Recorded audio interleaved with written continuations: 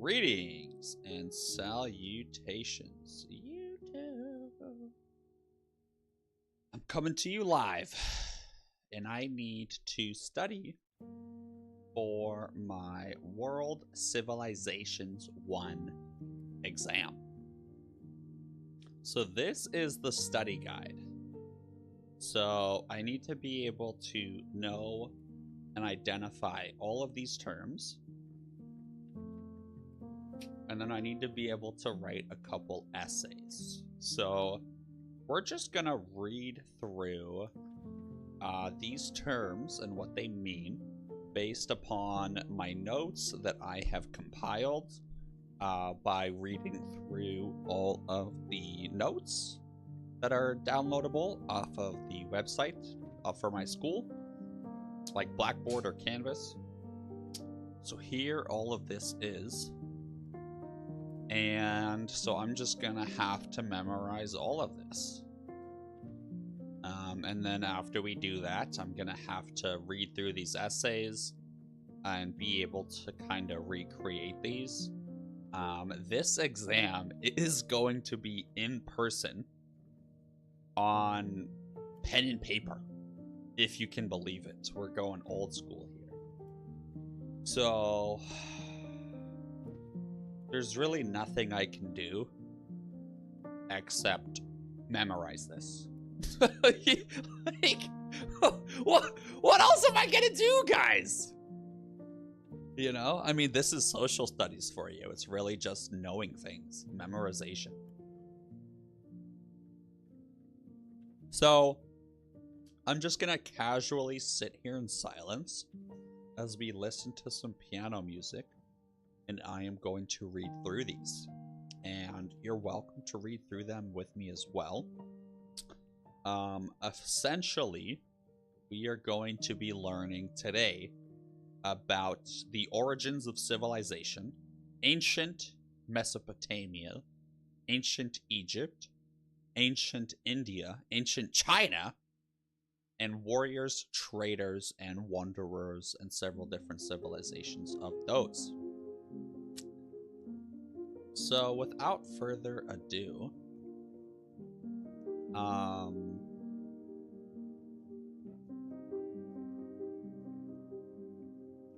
I want to try to take all of this information and organize it to where it is better organized. So we're gonna go over to Gemini, and I'm gonna ask this bad boy, good morning. Will you please take all of this information and organize it into different categories? Yeah, here we go. Take this comprehensive list and reorganize it into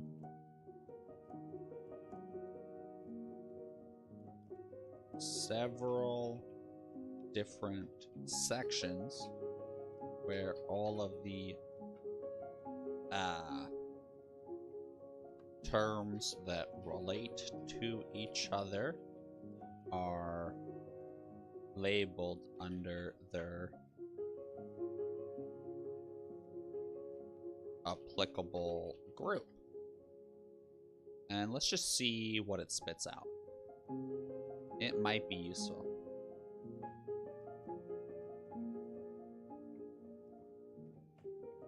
Oh my god. Let's see what it does.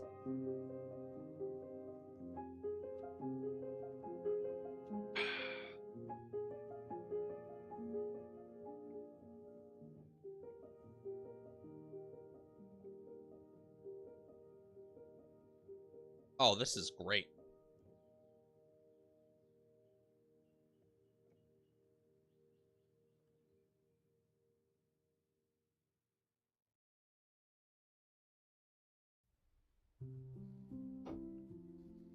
Continue talking, or finish the prompt.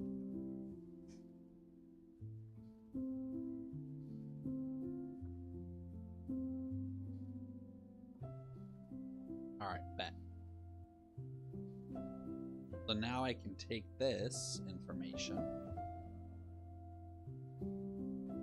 and let me repaste it to where, oh god.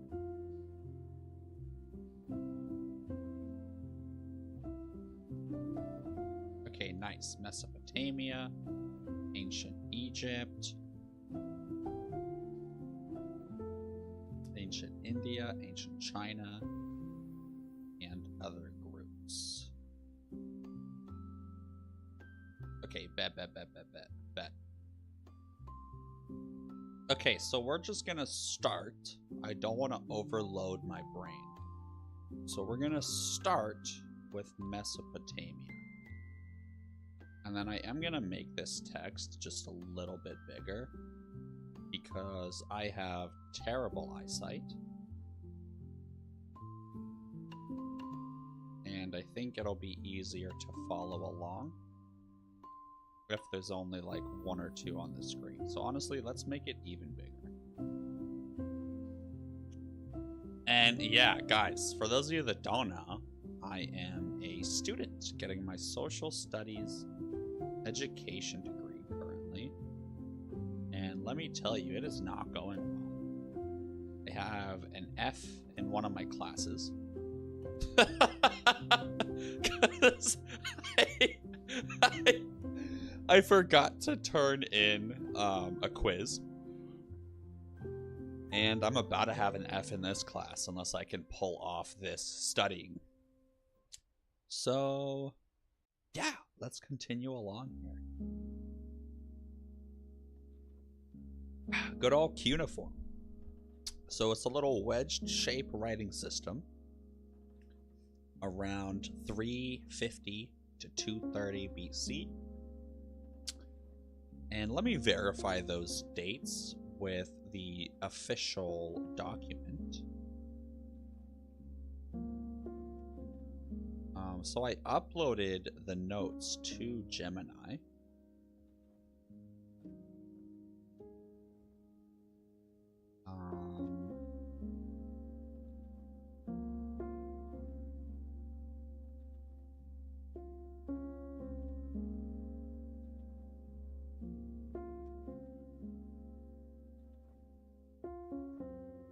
Oh, wait, hold on. I don't have anything for River Valley Civilizations or Execute Order 66. Whoops.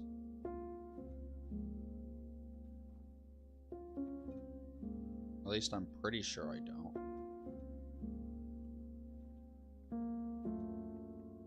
Yeah, no, I messed up.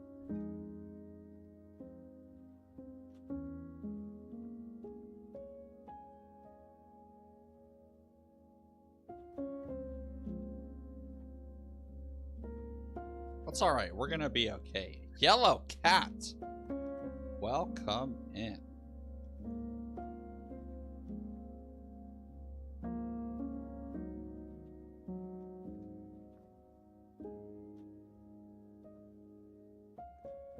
Okay, so let's start off with critical analysis of primary sources. So, of course,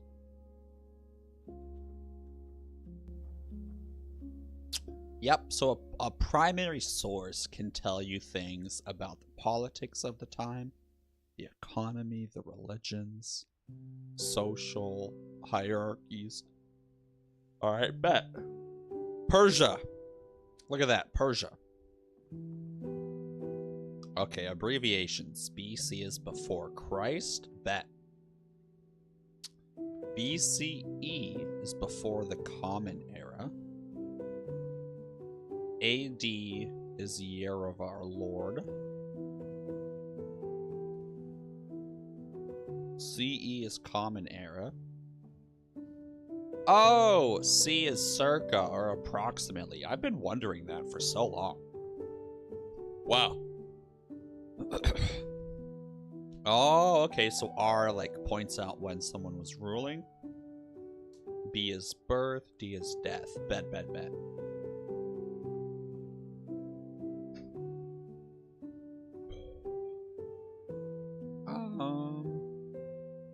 Explain these to me.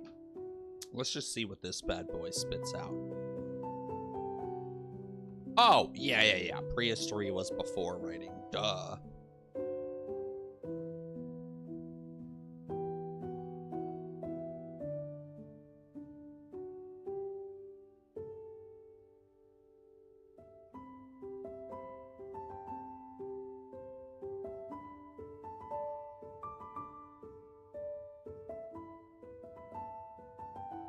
Oh, I see. Okay, so a culture is just kind of like vibes. Whereas a civilization is more so what I would consider like an actual society. Okay, tracking. That makes sense. I'm there. Okay, the Neolithic Revolution. This is BC, 8K to 350. So we domesticate animals. Yeah, hunter-gatherer, love that for me. We have little villages, we invent pottery, some nice tools, a wheel, and simple metallurgy.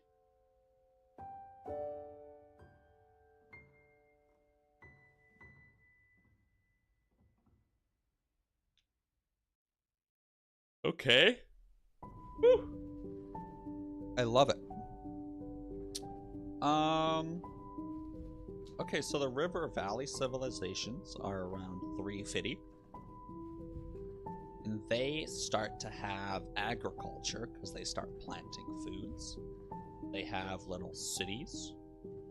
And then they start to have like farmers and hunters and people. Whew. They have religious institutions and priests. Political and military organizations. They're artistic. They develop writing. And then they have the Bronze Age, and bronze is just copper and tin. Love that.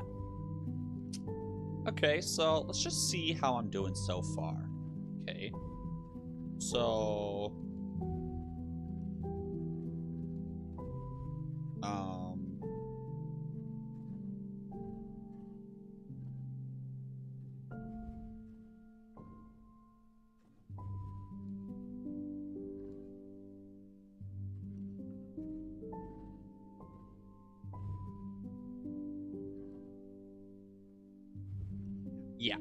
yeah.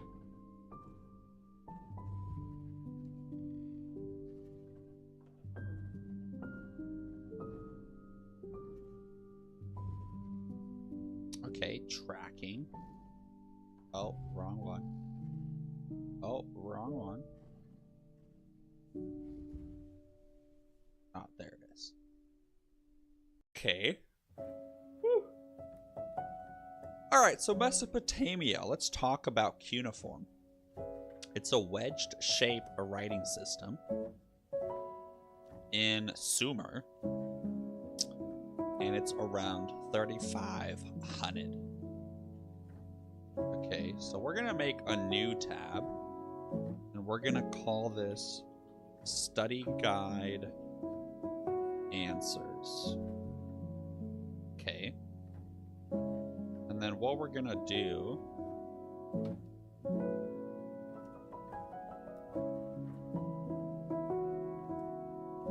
is I will actually fill this bad boy in.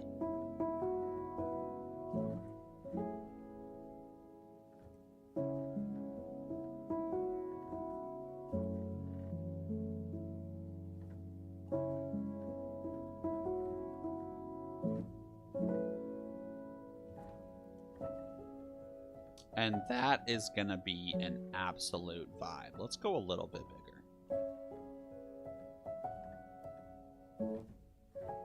Oh, thank God we only have 15 minutes left of studying. Jesus Christ.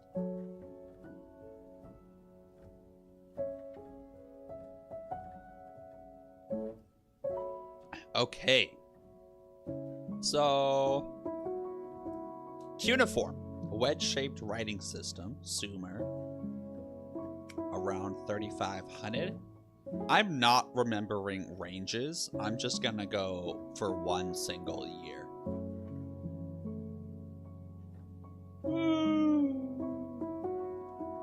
Like, if I try to remember a range, I'm cooked. It's historically significant as one of the earliest forms of writing and crucial for record keeping in literature.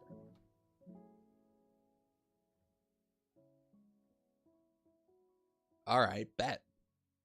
Bet. And then I'm gonna duplicate this one a bunch.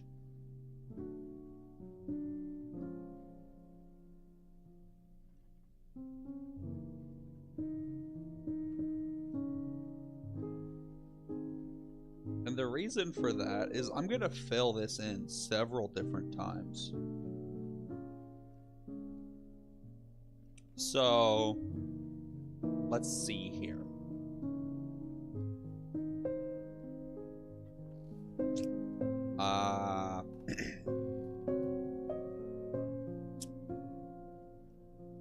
Sargon.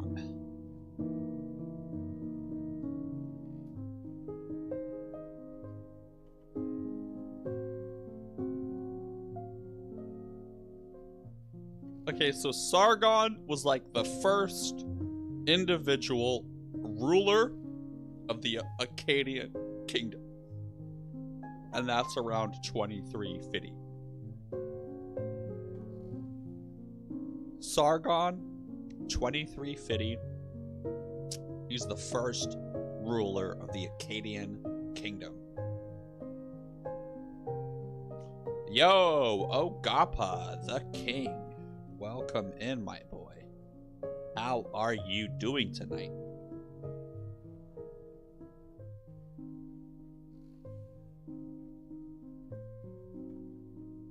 How are we feeling? Okay, so Hammurabi was the old Babylonian king. He reigned from around, we'll just say, the 1700s. He is significantly significant for creating the Code of Hammurabi. And I already know that that's a code of 200. Jesus Christ. I can't stop yawning. This is so boring. The code of 282 laws that was like a 1-for-1 exchange. So yeah, you can see here the Code of Hammurabi.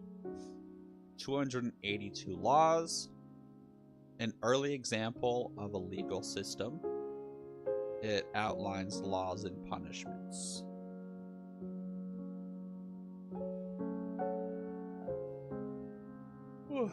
And then the Epic of Gilgamesh is one of the first recorded literature pieces.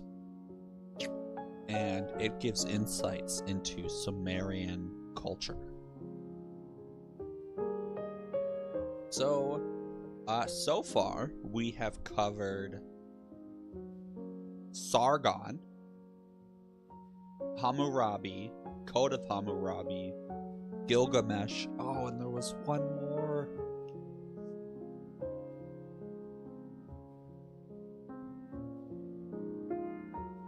Oh, I don't remember. That's all right. That's all right. We're getting the cuneiform. Right, I know what cuneiform is. Okay, so cuneiform is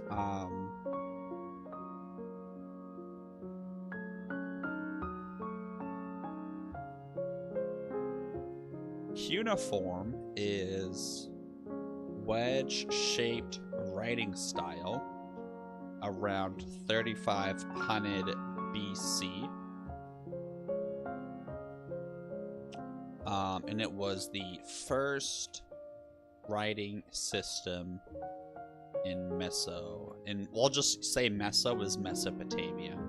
Let's see how we did.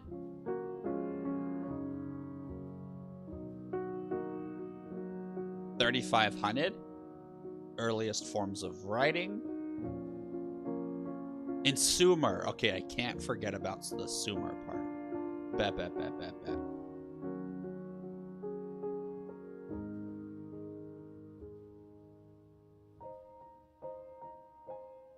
Okay, Sargon the First was the first sole ruler of the Akkadian kingdom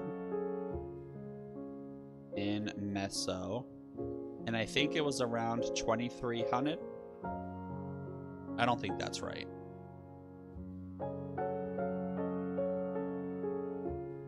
Hey, 2300.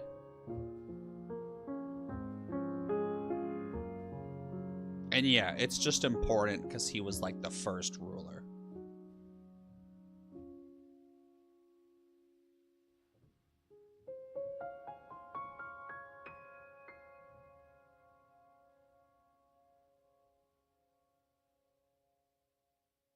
Hell yeah. Okay, Hammurabi was the first king of...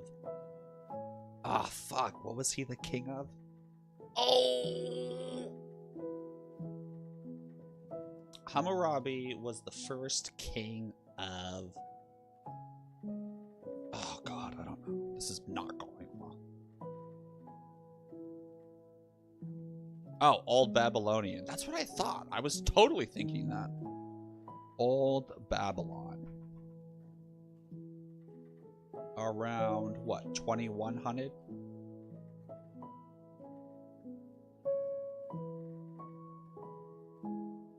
Oh, no. We'll say 1700.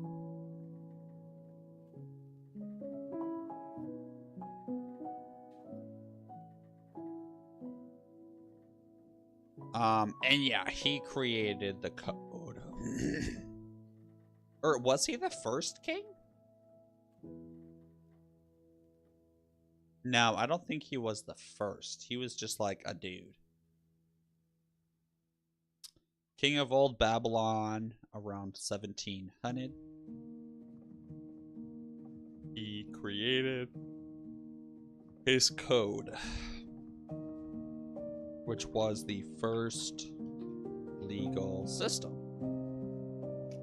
Okay, and then we got our boy Hammy. So, the Code of Hammy was 282 laws. That was a legal system dictating punishments and rules. That's all I got. Am I close?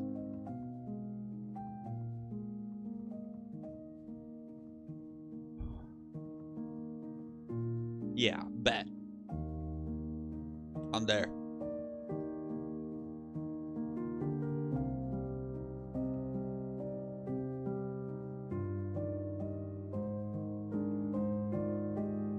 And then the Epic of Gilgamesh was the first known piece of literature from the ancient Mesopotamia. Ancient Meso.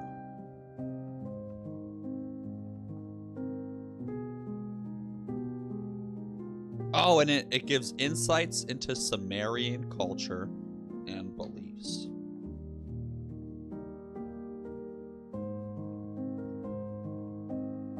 Okay, and that is it for Mesopotamia in general. So...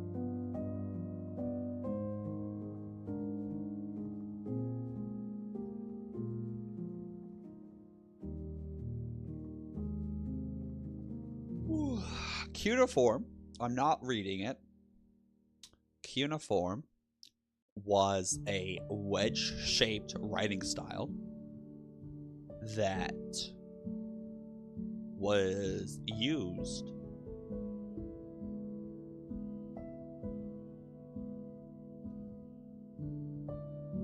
and it's one of the first recorded written writing systems. Okay. Sargon the First was the first king to unite the Akkadian kingdom. And he's important because it caused a shift in the politics at the time. Oh, and I need to remember the dates. So cuneiform is 3500. And Sargon is 2300. Hammurabi, I just looked. He's the 1700. And he is the king of Old Babylon around 1700.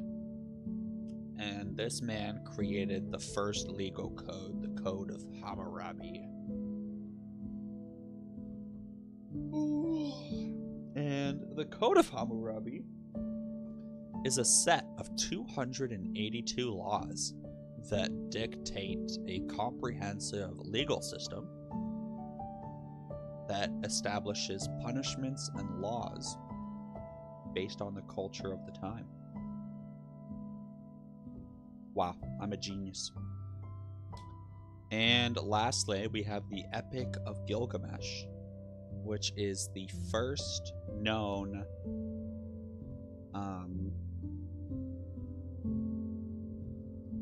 thingamabob. The first known work of literature, and it gives insight into the Sumerian culture. Ugh, gee, why am I yawning so much? Why?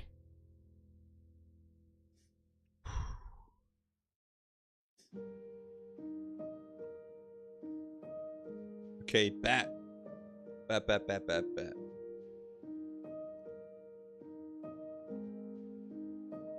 Alright, let's solidify this. So, cuneiform, 3500 BC, wedge-shaped writing, and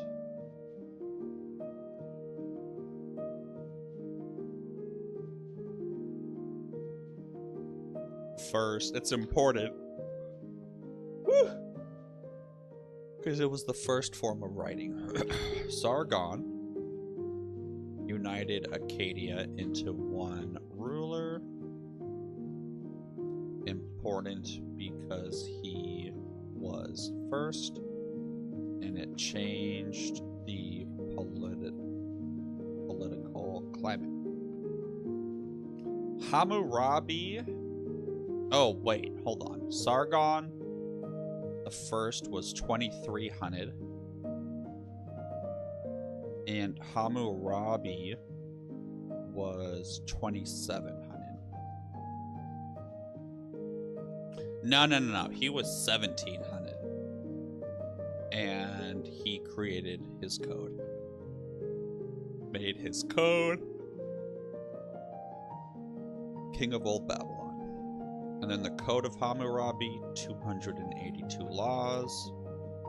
First comprehensive legal system. Nice. Epic of Gilgamesh, that was the first literature of ancient Mesopotamia. And it gave insight into Sumerian culture. Hell yeah, boys. Okay, that is the first section down for Mesopotamia. Love that. We only have Egypt, India, China, and others to go. So we're making great progress. Let's go ahead and turn off our Pomodoro technique. So that is set to 0 now. Fabulous. So what do I want to do for my little break here for my Pomodoro technique? Man, what could I do that's like casual in the background just really quickly for a little bit?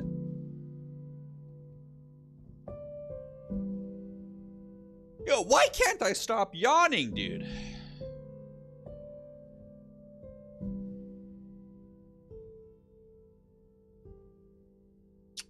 What could I do for a break?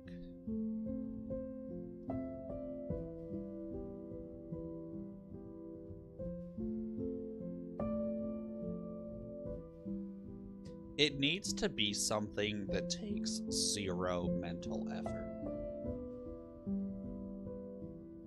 Like something super simple.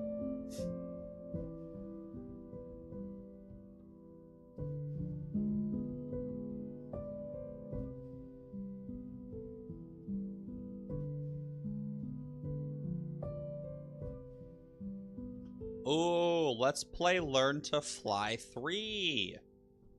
How fun. Okay, and for this, we're gonna do a 10-minute timer. I just started it in the chat.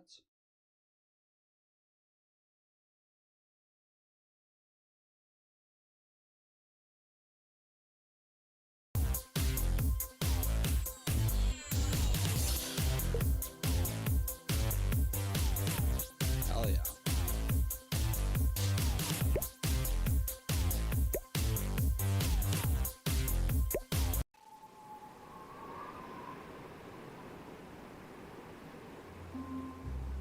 Cute. I love it.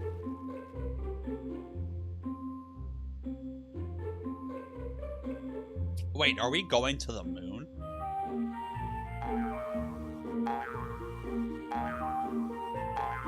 Oh, look, there's me.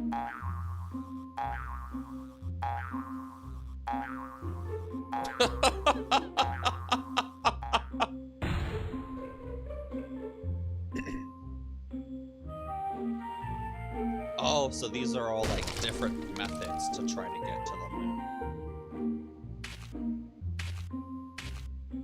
Ooh, our boy here, the scientist. Love that.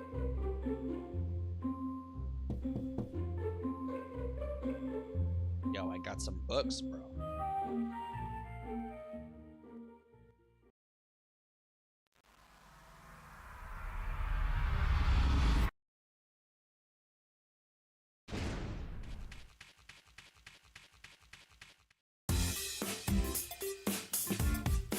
Hell yeah.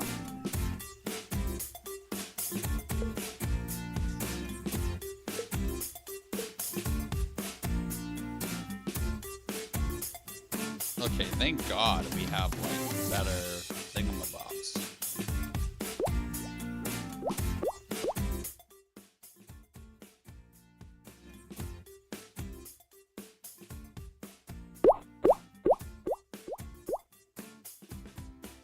All right, bet.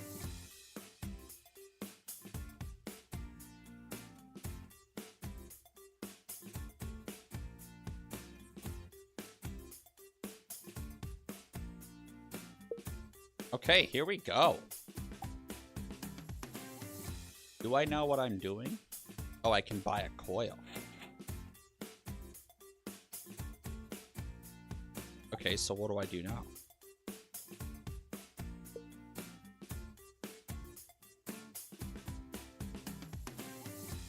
Let's take off, baby.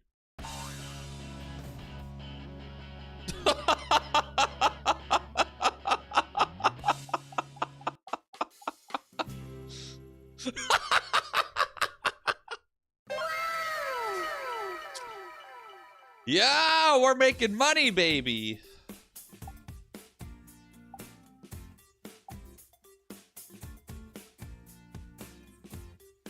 Man, Learn to Fly. What a game.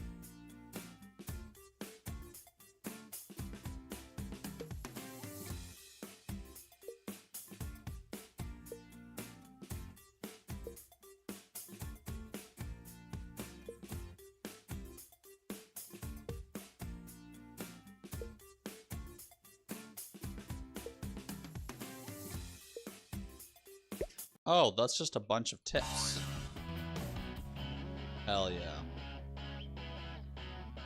Oh yeah, we are vibing, guys. Woo!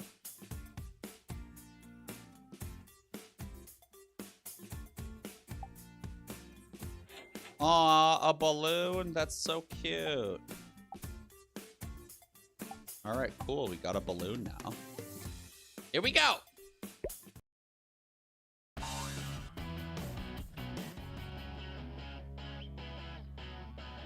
Oh yeah, baby. Yo, we got pretty high there.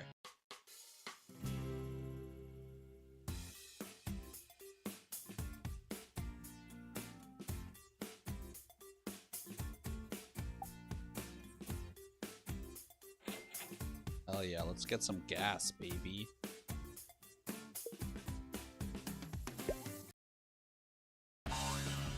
All right, stage 1. Boost. Not bad. 3.5K, baby.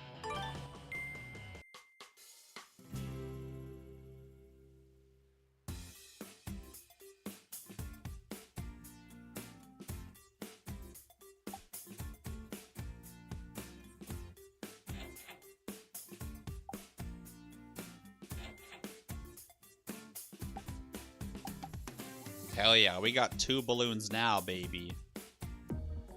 What are sardines? Oh, yuck. I'm not spending sardines. Here we go. Stage 1, activate. Stage 2, activate. Thrusters!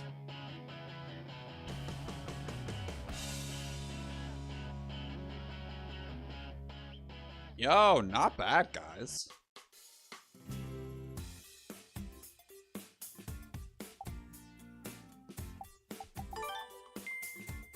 Yo, we maxed out our crate. Love that for me. Here we go. I'm gonna try activating my thruster right away and see if maybe like that helps me get higher. What does BP mean?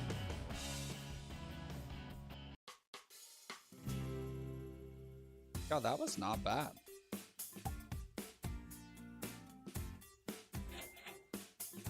I don't know what a dodger is, but we got one. Here we go.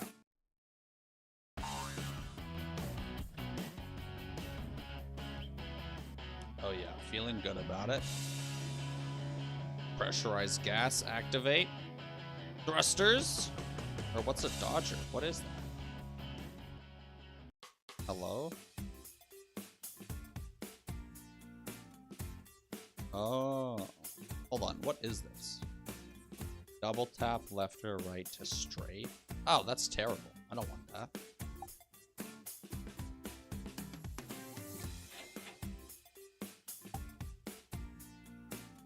Yo, let me sell it. Okay, there we go. Repeller. Oh, yuck. I don't want that.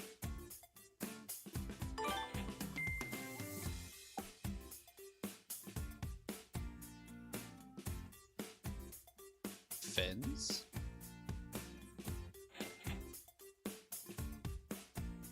Okay, it reduces the wind effect, so that could be good.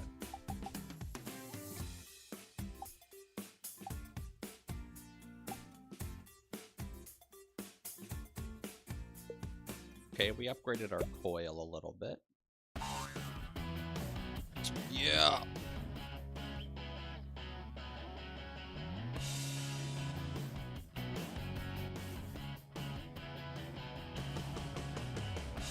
Ooh, 8K. That's nice, guys.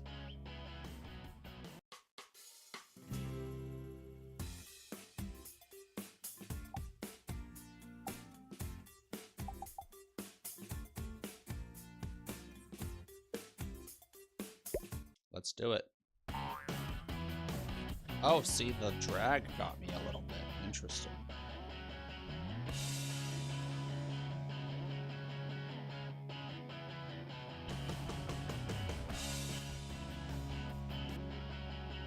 Not bad. 9K. We're almost at 10.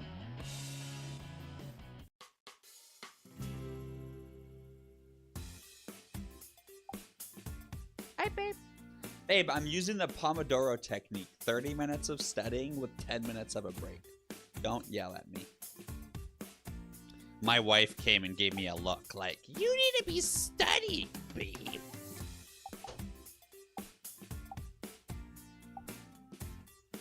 Alright, this is gonna be my last run.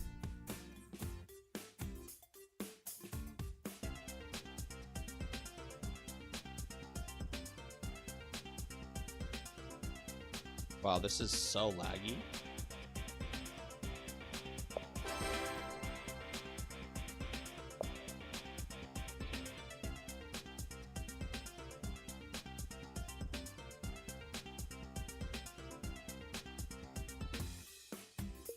All right, last run. Here we go.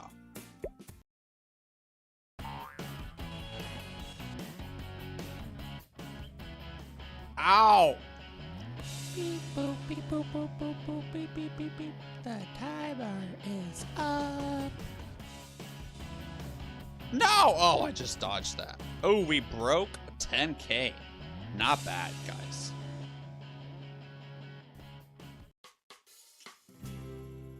Not bad at all.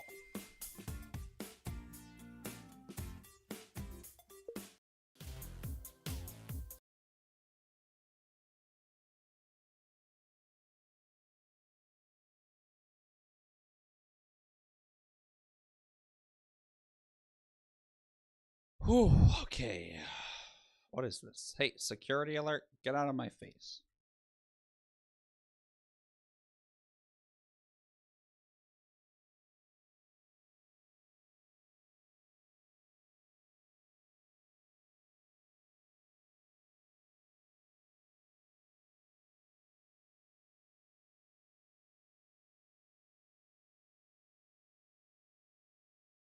What the fuck? There's a lot active. What is this?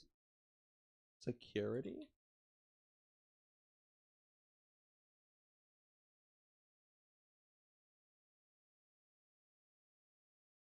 Oh, nope, not that.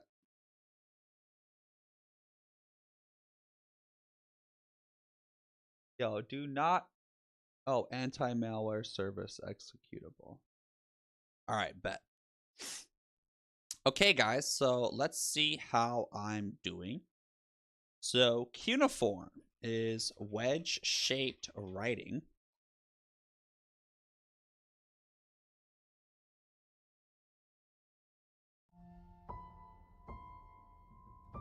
And this bad boy was developed in 3500, and it's the first written.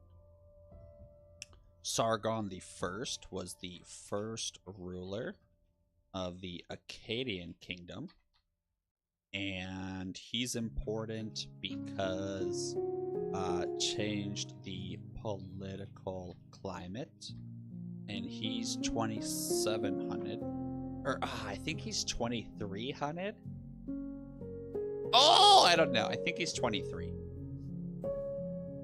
All right, and then our boy Hammy, he was the king of Old Babylon, and oh, we gotta reset the Pomodoro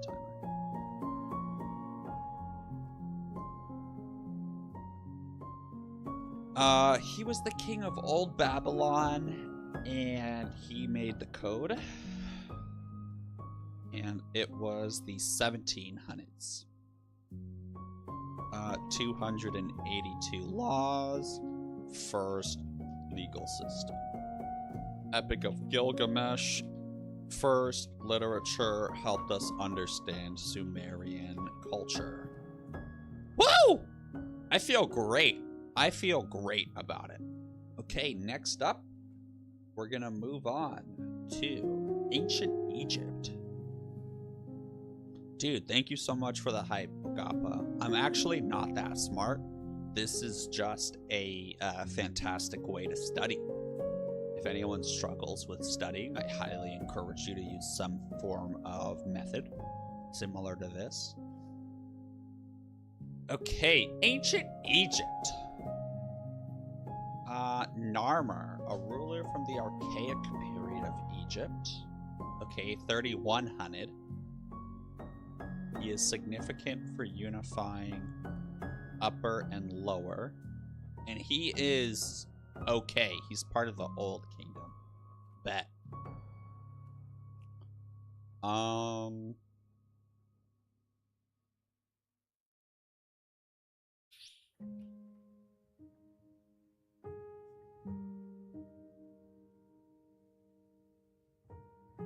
Okay. Narmer.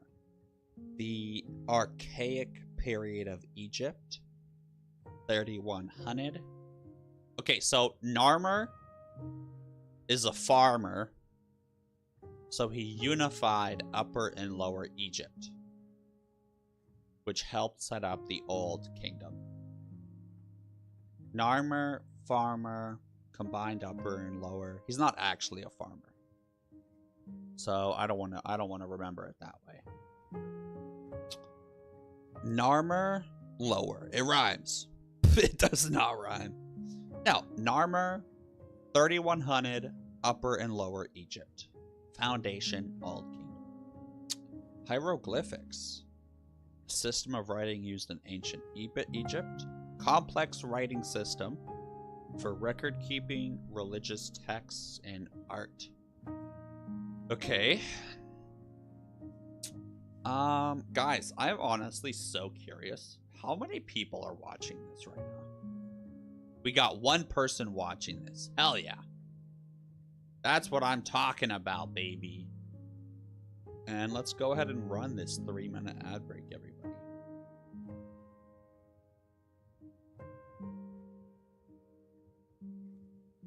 Dude, I mean, when you have quality content like this, I mean, what do you expect? Okay, so. Narmer. 3100 BC. Upper and Lower. Hieroglyphics, complex writing system, record keeping, religion, and art. Ma'at. Okay, Ma'at. It represented truth, order, and justice. A core principle that governed the pharaoh's rule and the individual's life. Dude, you think I'm funny, Ogappa? Thank you, dude. Dude, you need to stop complimenting so much. My ego is getting too inflated, dude.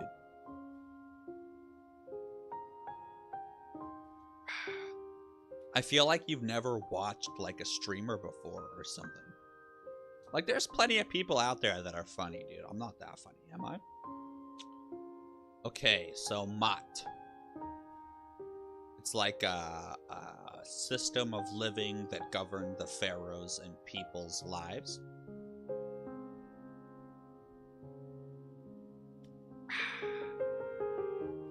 Yeah, bet.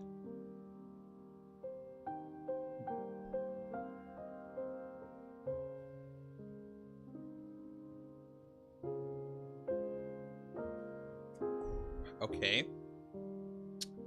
And then the cult of Osiris was a religious belief in ancient Egypt.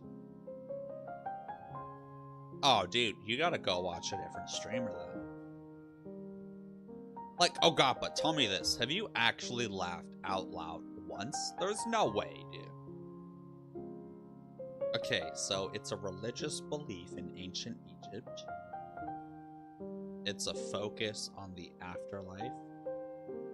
Dude, you've actually laughed out loud. That makes me happy, man. I'm glad. Okay, it's historically significant. Oh god, I don't remember anything. I'm panicking. Hold on, reset. Ancient Egypt. Okay, Narmer. He unified Upper and Lower Egypt. 3100. And it was in the Old Kingdom. Hieroglyphics are a complex writing system used in record-keeping, art, and religious texts. Ma'at is a way of living that governed the pharaohs and just ordinary people's way of life. And, oh, it represents truth, order, and justice. Yeah, dude, hell yeah. I'm glad that I was able to introduce you to the Twitch world. Okay, Cult of Osiris, a religious belief centered around the god of Osiris. and it really focused on the afterlife, and it affected funeral practices. Okay, Hyksos. They were a group who invaded and ruled Egypt during the Second Intermediate Period. And we'll just say 1600, because that's like right in the middle. They are significant for introducing new military technologies like horse-drawn chariots and bows and arrows.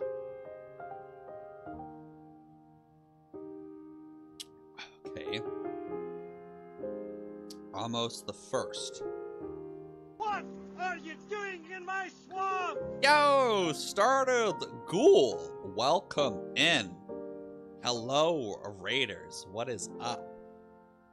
Thank you for the raid. What were you getting up to? I am doing some absolutely riveting gameplay here of study for my exam that I have tomorrow that I have not studied for whatsoever.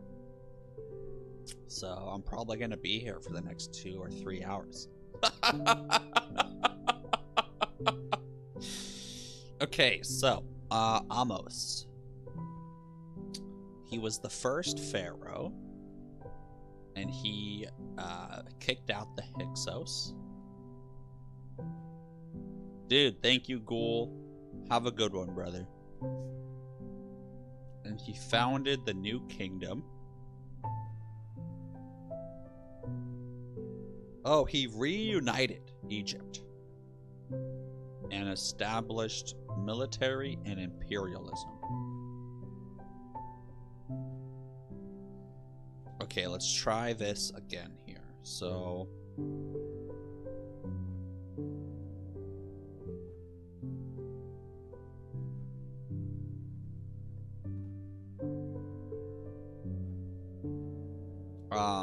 Narmer, this guy unified Egypt.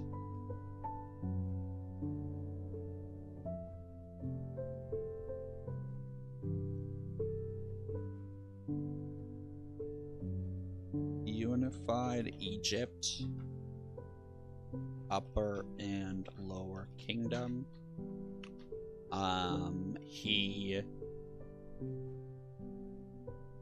ancient Egypt, and it was 3100 BC. Hieroglyphs were complex writing system, record keeping, religious texts, and no, what's the third one? Politics, maybe? That's my guess. Politics. Dude, Ogappa, I'm glad that you are having such a blast hanging out with me. I'm glad you found me, man. Dude, just think, Ogappa, 5 years from now, do you think you're still gonna be watching me? You're gonna be 19 years old, bro. Isn't that crazy to think about? You're gonna be 9 teen, dude. Records, religious, politics. Ma'at. Oh god, what was Ma'at? Oh, I know what Ma'at is. It's a way of life that pharaohs and people adopted based on, oh god, I think it was like honor, trust, and justice.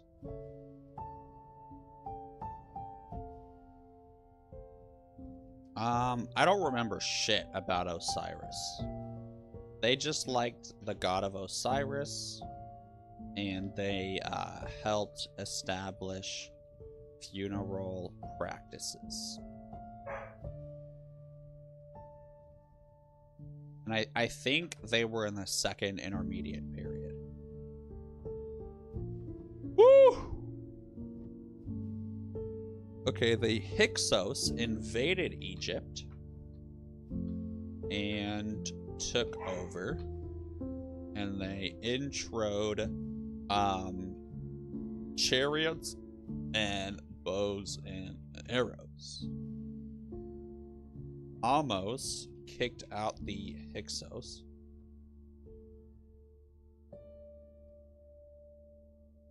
Dude, Ogappa, are you a bot, dude? I feel like you have to be a bot. There's no way, dude. Like, are you typing in all of this stuff to ChatGPT or something?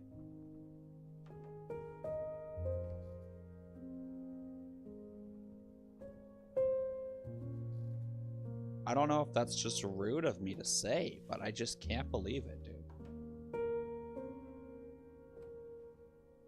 I'm trying to find you in my subscriber list. That way I can click on your profile.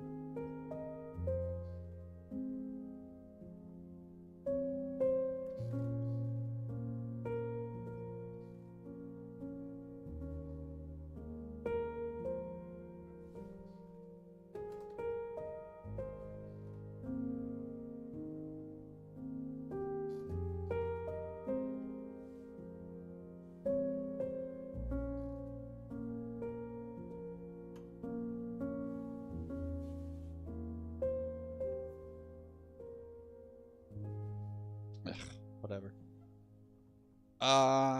Okay, so Amos kicked out the Hyksos and established imperialism and military might. Yeah, I'm feeling good about it. And then this guy, I think, was the... I think he was still ancient. No, I think he was second intermediate. I don't know.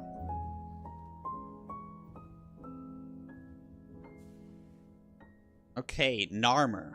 Archaic period or Old Kingdom. 3100.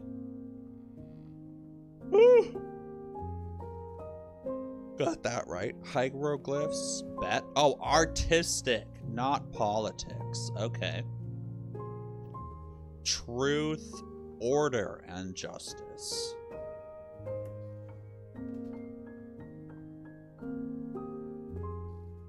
Yep, focus on the afterlife and funeral practices. Nice.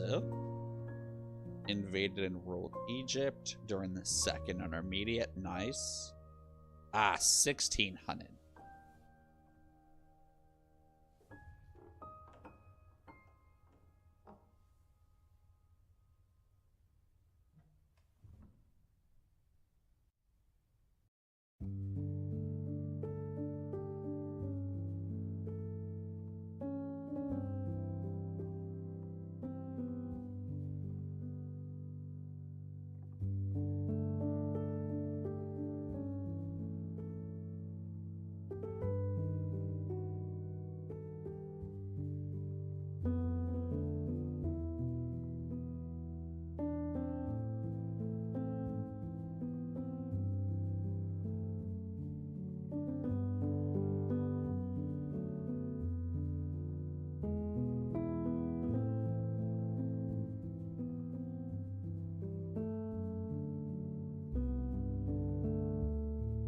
Dude, Ogappa, what are you talking about, dog? I mean, yo, thank you. I really do appreciate you thanking me so much. But what patience? What instruction? I don't get it.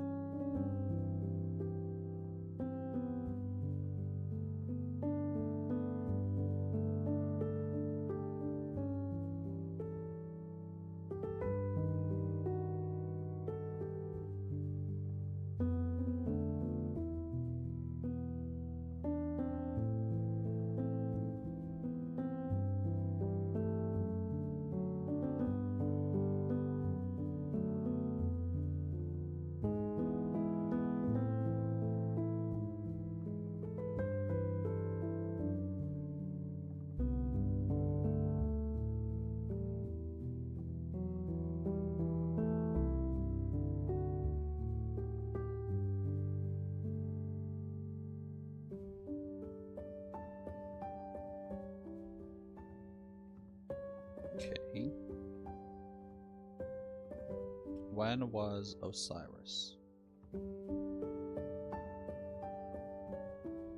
Yeah, the Middle Kingdom, we'll just say 1900. Or we'll just say 1700. Excuse me.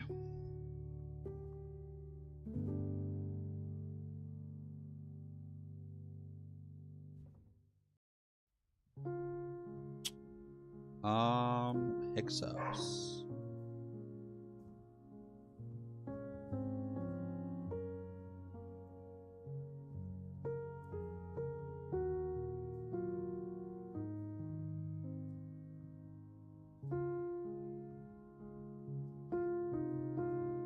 Okay, so Amos particularly is for the New Kingdom.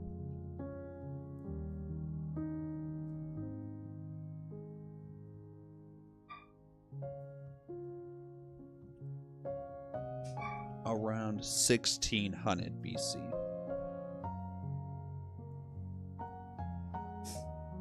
Bet. Okay.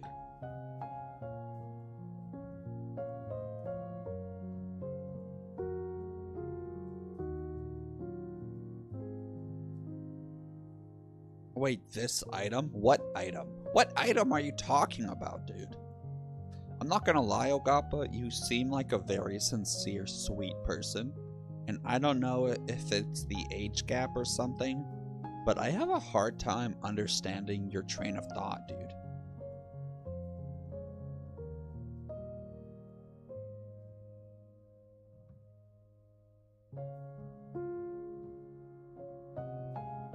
What item, dude? Okay. Hatshepsut. To be more polite. Interesting. No, I mean, look, dude, I think you've been very polite. I mean, there have been times in which you've said something and immediately, like, felt some sort of way about it and felt the need to apologize, but well, I don't think you really have needed to apologize for anything. You really haven't been rude at all. I think you're still finding your place in the world. I don't know if that sounds condescending, but you'll figure it out, my guy. Don't be so hard on yourself. I was a fucking asshole. I was a terrible person growing up, dude. Okay. I'm gonna move on from these for now. I feel like I'm overdoing it. Okay, Hyksos. Oh, wait, no, I've already looked at them. Hi, Willow. Oh, hi, Willow. Don't distract me. I'm trying to study. Huh?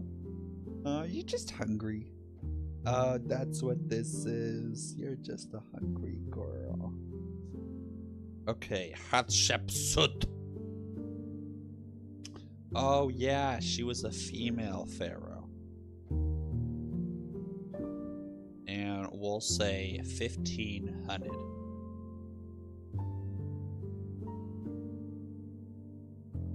Oh, I get it. So your messages were you practicing to be more polite. I get it now. Oh, wow. Bet, dude. I get it. Okay, so Hatshepsut. Female pharaoh, peaceful reign, temple building, 1500.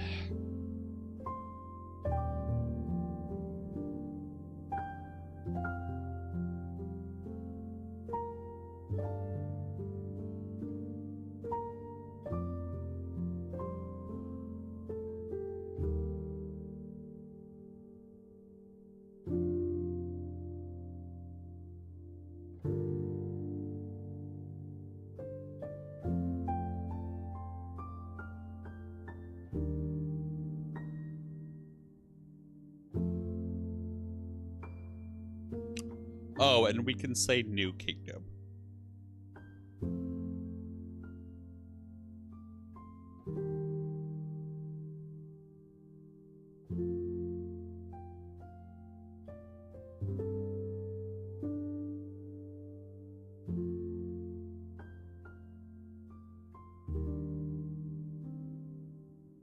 Oh, yeah, a collection of funerary texts from the New Kingdom. Okay.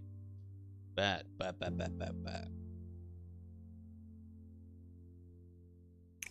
Funerary texts from the New Kingdom. Oh, it's historically significant as it provided guidance for the deceased in the afterlife. Right.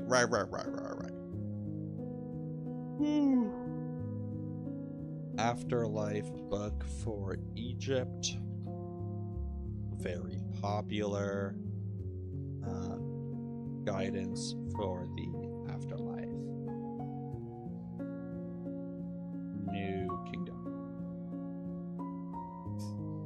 Okay, Akhenaton.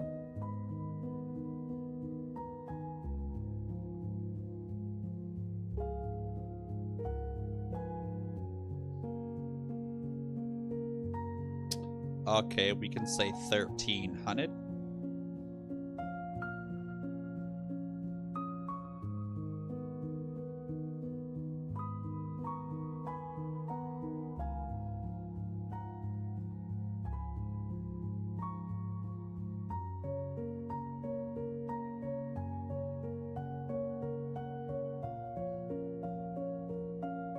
Dude, what the fuck is that message about? Oh, is that you still, like, practicing? Honestly, I'm not gonna lie, Ogappa. It sounds very insincere. I think simpler and shorter would be much better. And less flary words. It genuinely does sound like ChatGPT. It's just too much, man. It's too much. It doesn't seem sincere or genuine. I think if you were to say something more along the lines of like,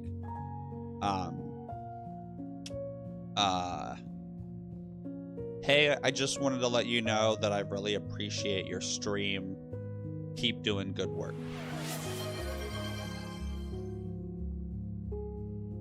Dude, I'm not gonna lie to you. I'm gonna refund that. I don't want to do that right now. I'm sorry. Please forgive me. You get your points back, okay? Don't yell at me. Okay,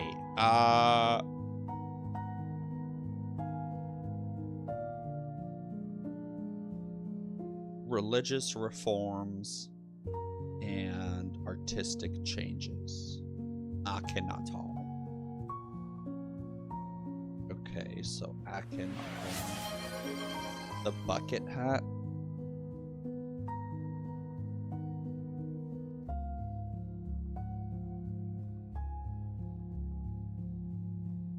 Okay, so Akhenaten was the religious reforms, worship. Is he the sun god?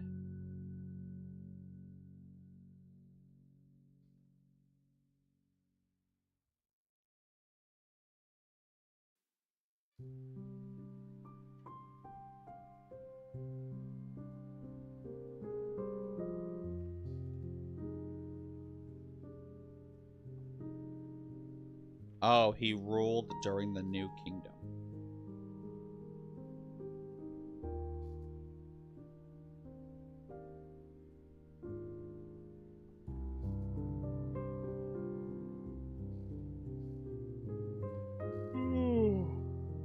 Okay, Ramses the Second. Guys, we are making good. Oh.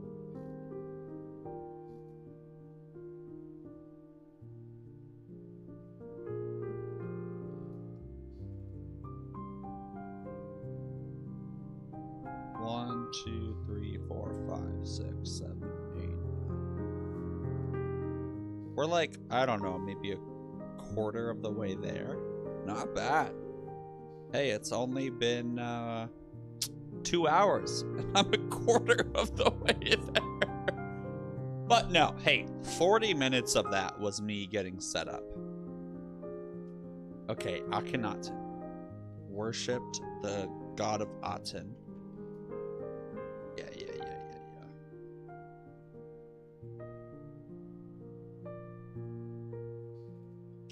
Okay, Ramses II ruled for a long period.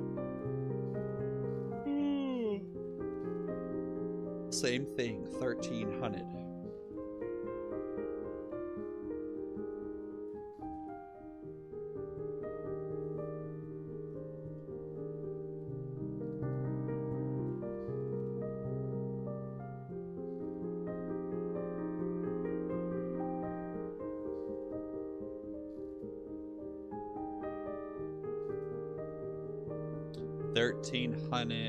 New Kingdom.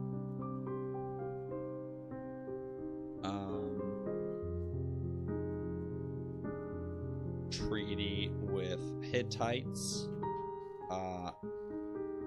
The Great. And he made...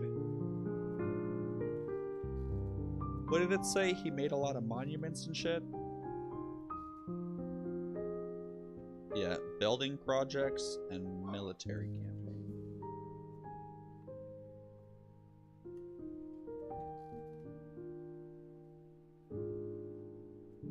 Bet. Okay, Ramses the Third.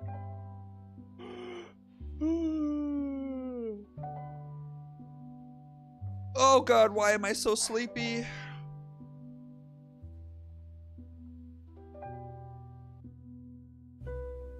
Dude, Okapa, thank you. But it just doesn't sound sincere, my guy. I'm sorry, but it's just too much. I'm sorry. I think if you were to say something like...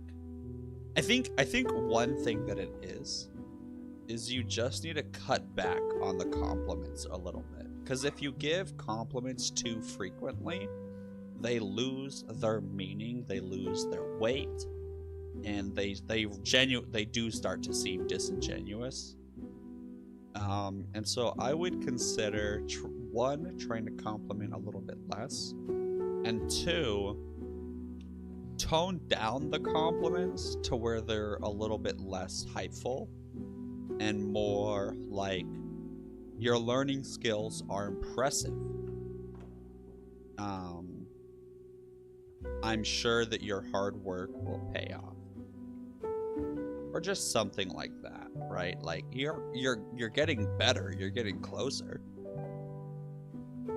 All right, Ramses the Third. Nice job, yeah.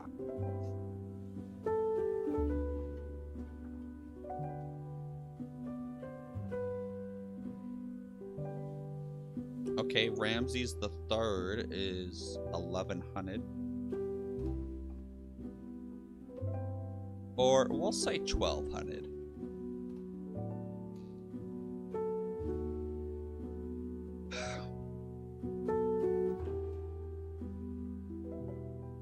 And he defended Egypt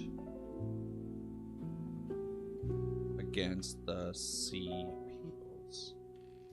You're black? What's up, dude? I'm white. Hi, Willow. Alright, so 1200 BC, defended Egypt. And they are against the Sea Peoples.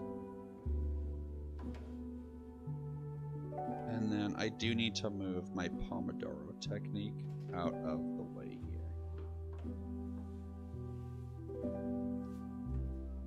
Year 5? Shut up, dude. Okay. Thank God we can take a break. Jesus. Start the 10-minute timer. Let's learn to fly, baby.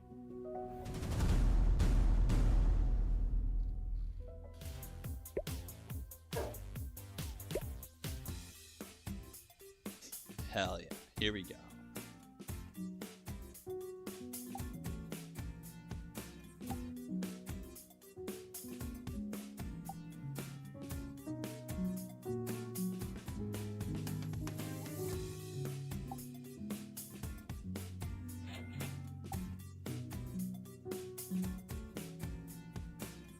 Yeah, let's buy a rocket kit.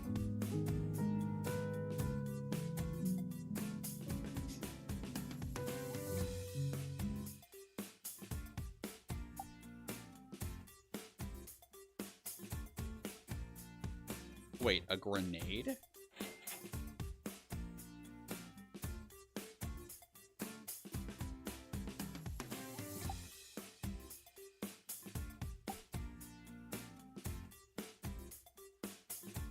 Alright, here we go. Let's see how this goes, guys.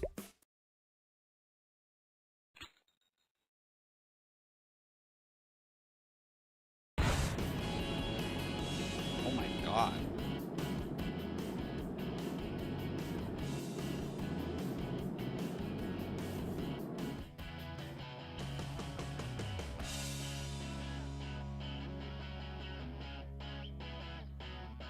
Yo, almost 18K. Not bad, guys.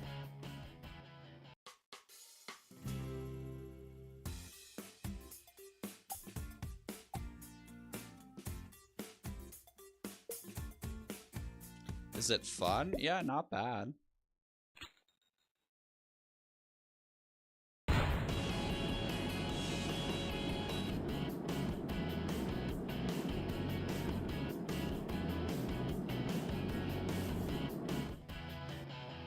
Hell yeah. So I tried combining my booster with the other booster, and it did not work.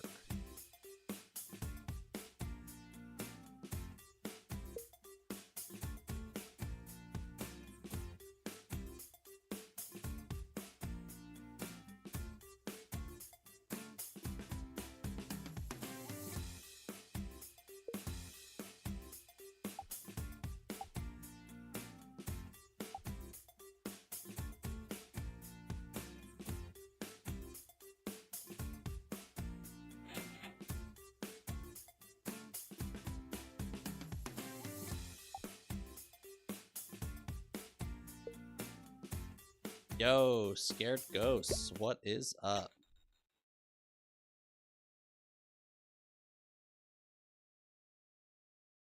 Here we go.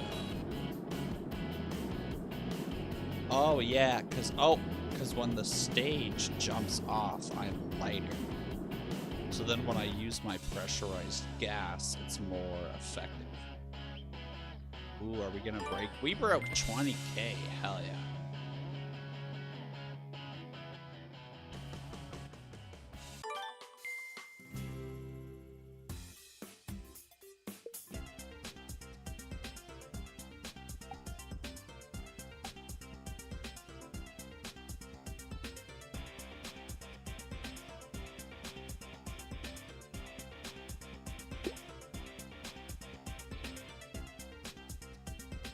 I don't understand. How much does this cost?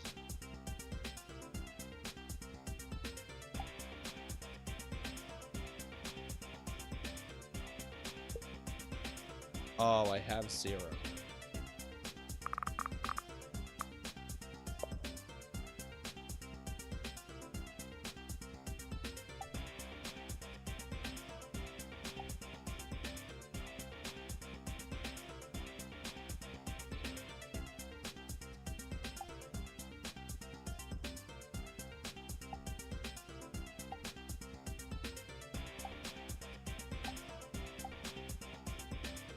Hell yeah.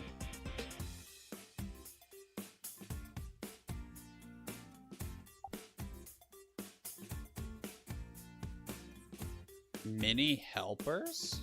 What do these do? I need babies? How funny. What are they gonna do?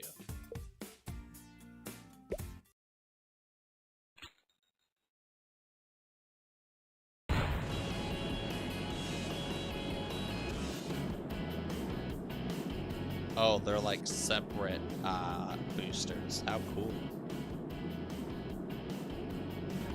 Oh god, I just dodged a plane. Not the bird! Yo, not bad, guys. Oh, I just realized my camera blocks the height info for you. So I'm just gonna do a couple rounds and then let my interest pay off.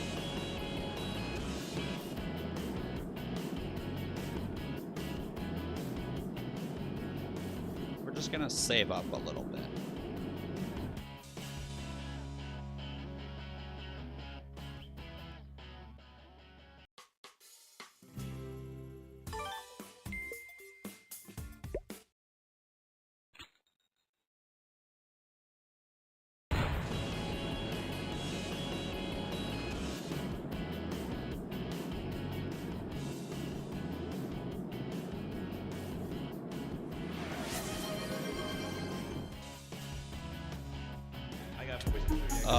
Yo, Sniper, what's up?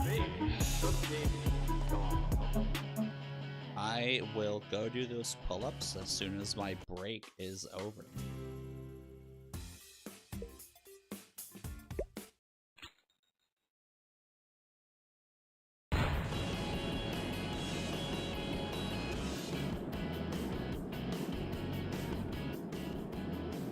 Oh, yeah.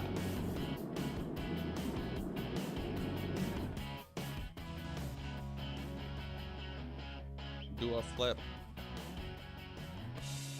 Dude, I don't even know if I'll be able to. Dude, I am not doing good. I'm so stressed.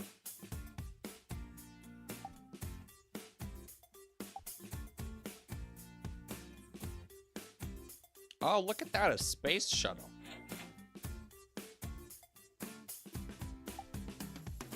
Wow, who doesn't love some good communism?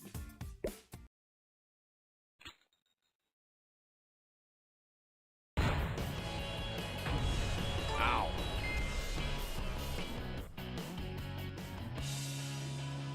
Well, that's not good. I barely got far at all.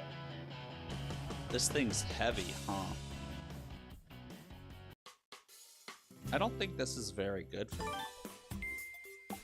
Oh, but it has access to more stages, huh?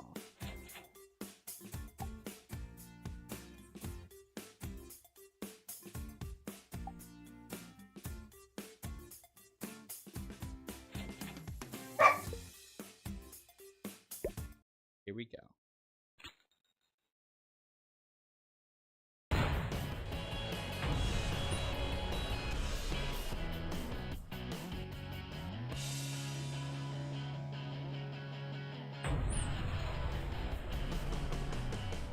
Dude, I'm not getting far at all. This thing sucks.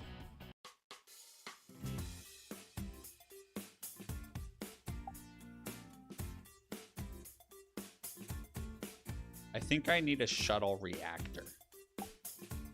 So, you know what? Let's sell it.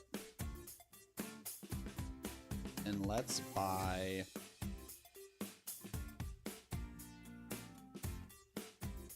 Yeah, let's buy a jet instead.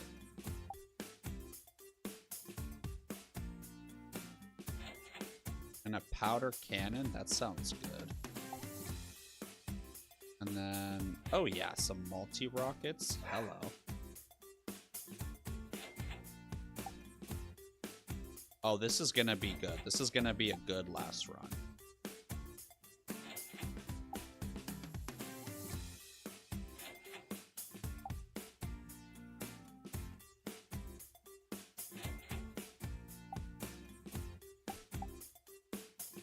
Hell yeah.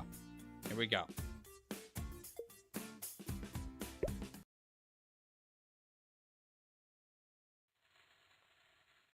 Oh, fuck.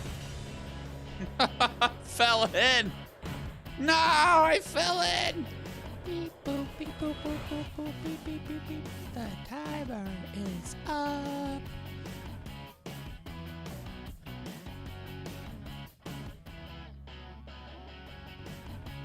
Okay, hold on. Let's try one more run. And hopefully I don't fall in this time.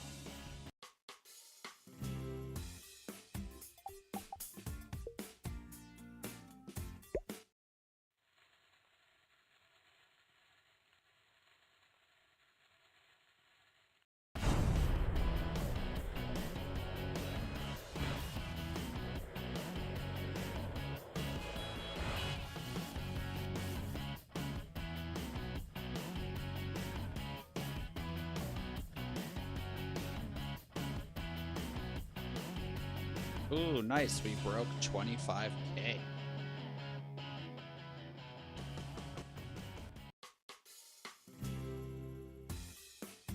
Not bad.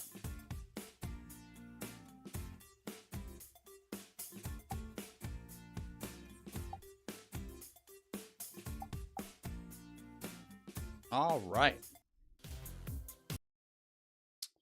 Back to work, everybody, unfortunately. Oh, I don't want to keep doing this. Oh, this is so hard, guys. Oh.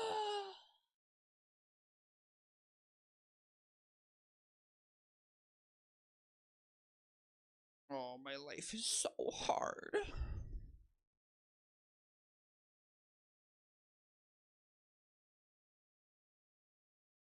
Oh.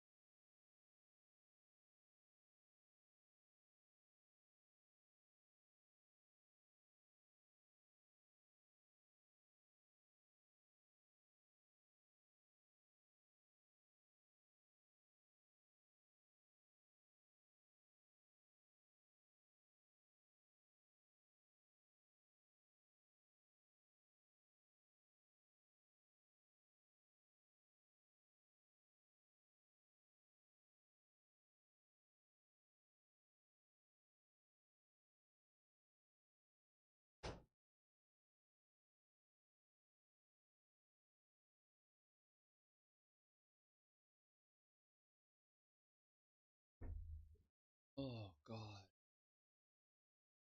Were you guys even able to see?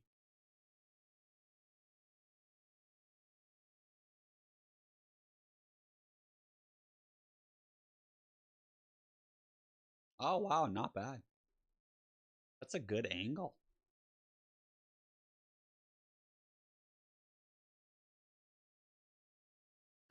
It doesn't look like I'm going all the way up from your angle, but I promise you I am.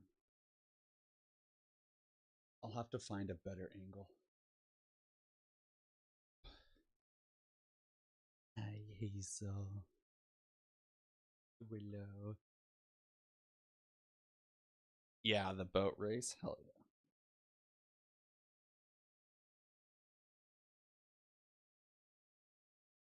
I think every hour we're going to do a quick little stretch break just to help me stay awake.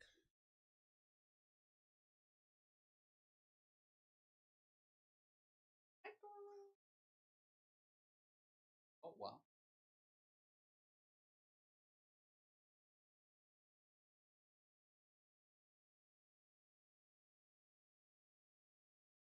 Oh, get her. Get her, Willow.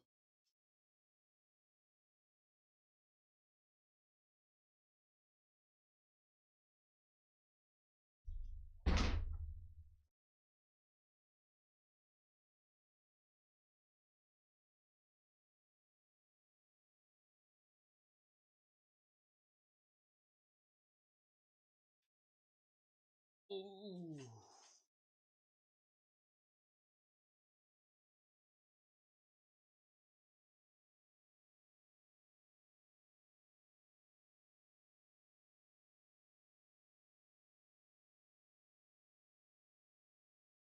Oh. Ooh.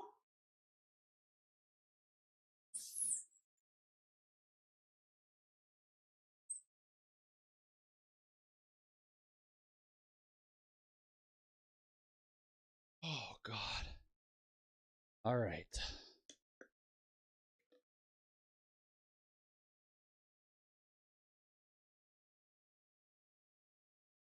Gotta chug water. Okay.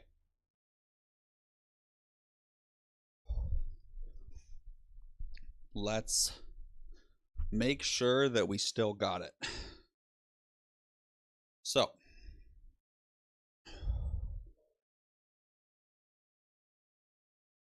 let's see here. Cuneiform was the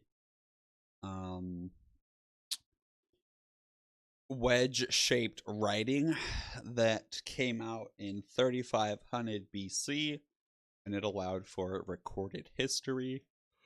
Sargon the First was the first ruler to unite the Akkadian kingdom, and it was significant because it changed the political climate, and it was around 2300 BC. Hammurabi was 1700. He was the dude. I feel comfortable with him. He created the code. Code of Hammurabi 282. Feel comfortable. Gilgamesh. Literature. Literature. One of the first literatures of ancient Mesopotamia. And it helped give insight into the Sumer civilization. Narmer united Upper and Lower Egypt, and I want to say it was around 3100.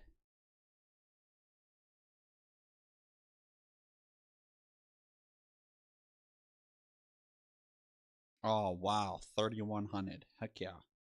And it's from the Archaic period. Okay. So Narmer, Archaic period, and hold on. Before I mess this guy up, let's make a bunch more duplicates.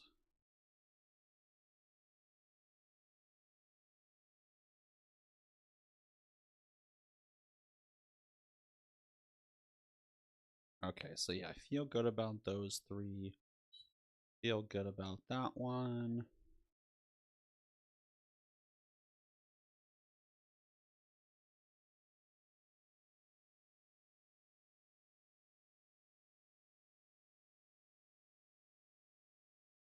Okay, so Narmer is 3100, and united Upper and Lower Egypt in the Archaic period.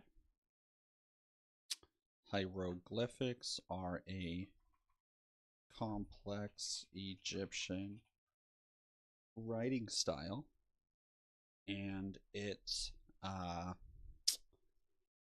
allowed for the trade, or record keeping is what it was called, religious texts, and art. Ma'at was a way of... Crap, did hieroglyphics have a date?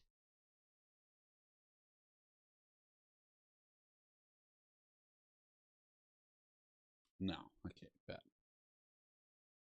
Ma'at was a way of living for the pharaohs and the everyday people that was about truth, honor, and trust. Honor, trust, and justice. Honor, trust, and justice.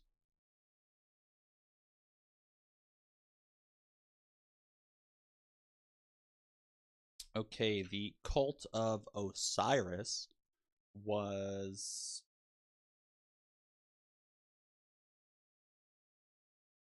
a cult that worshipped Osiris, and they were important because it changed Egyptian religion in the Second Intermediate Period.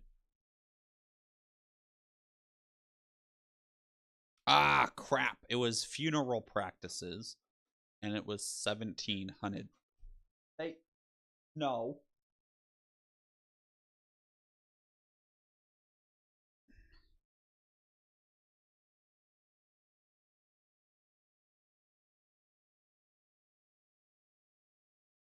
And it was 1700. Really quickly,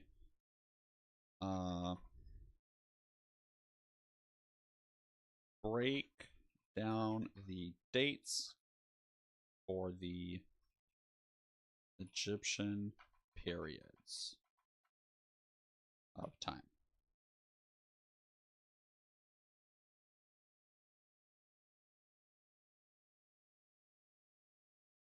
Okay, so archaic was 3400 to 2700. Old was until 22. First intermediate 22 to 20. Middle was 20 to 17. 17 to 15. And then 15 to 100. Let me copy and paste this.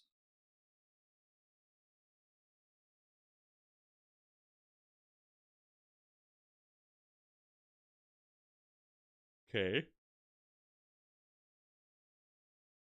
Hyksos.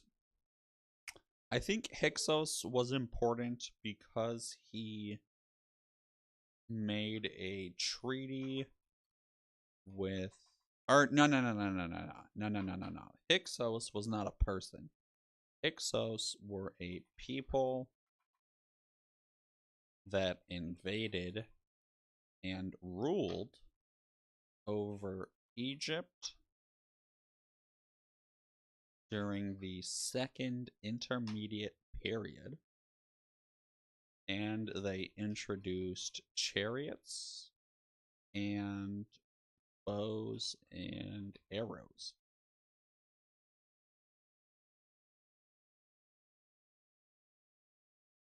$1600 BC.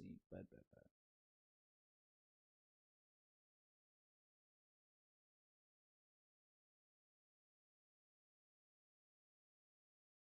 Okay, Amos the First, he made a treaty with the Hittites, and that's all I remember about him.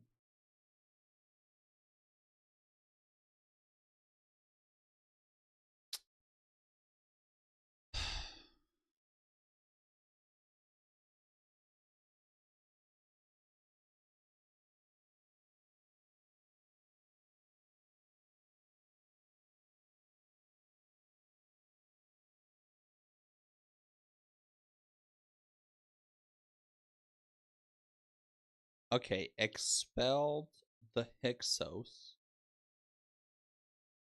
and made the new kingdom.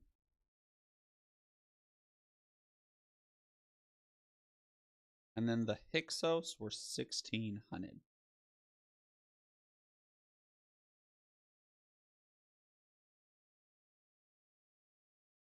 Wait, so what was that?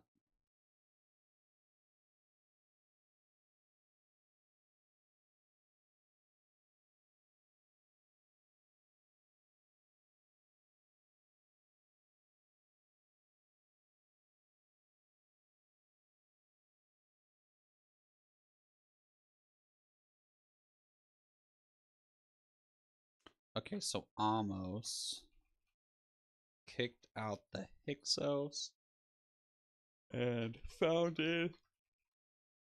Oh, I need to reset my Pomodoro technique. Fuck.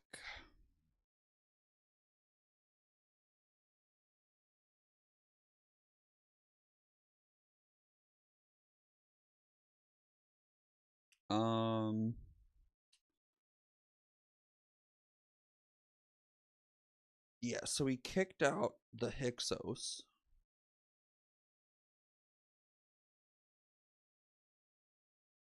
And founded the new kingdom.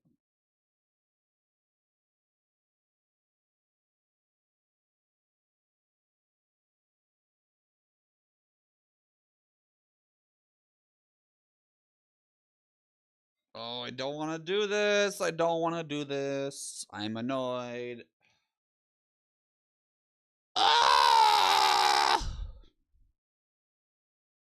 No, God! No, God, please, no! No! No! No! Okay, so Amos the First kicked out the Hyksos and he founded the new kingdom. Also around 1600, Book of the Dead told the Egyptians how to live in the afterlife. Well known and common household. Akhenaton established the worship of the god Aton.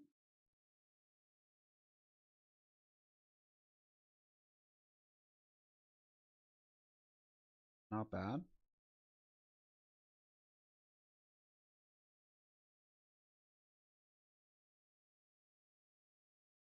Hey, Hazel. Oh, these girls are hungry. They just want food. You're so cute, Hazel. You're so cute. That's all I remember about him. Ramses the Second, referred to as the Great, made a treaty with the Hittites, and that's all I remember. Let's see what the vibe is.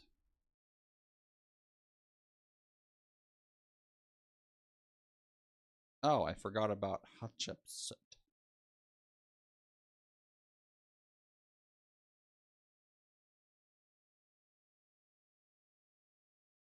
Okay, so yeah, also changed artistic displays, and he was the new kingdom.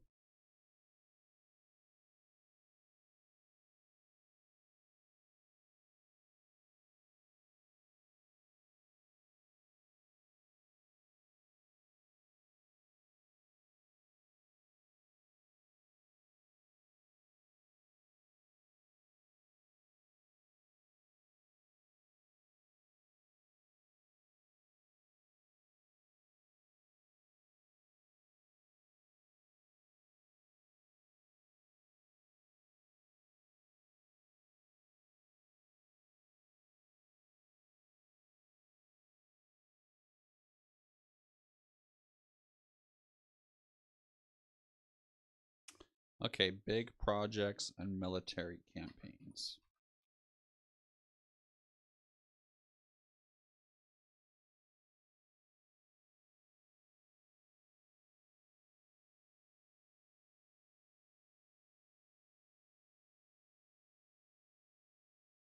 Female pharaoh. That's all I remember about her.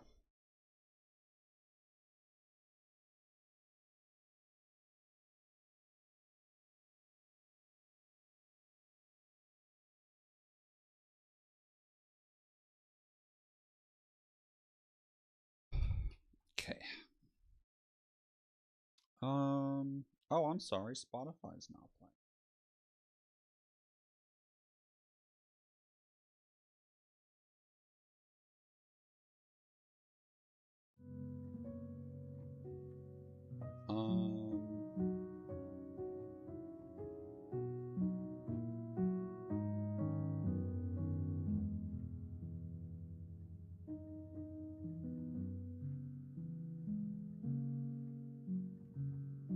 What did Ramses the Third do?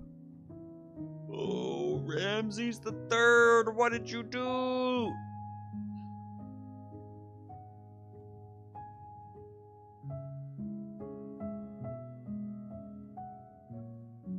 Oh, he defended Egypt against the Sea Peoples.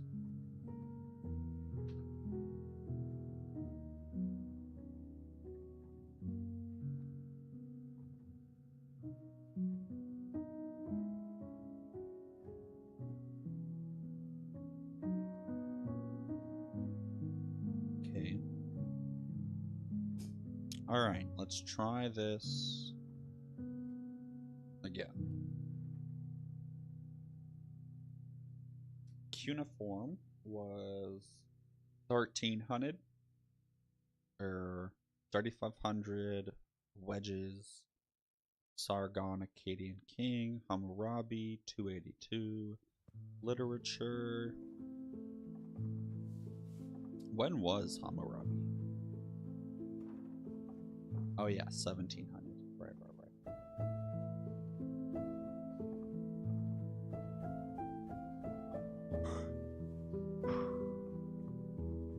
A Narmer united Upper and Lower Egypt. What else did he do? Oh yeah, and he founded the New Kingdom. Or no, he didn't. No. Narmer, during the Archaic period, combined Upper and Lower Egypt. So this was also 2300.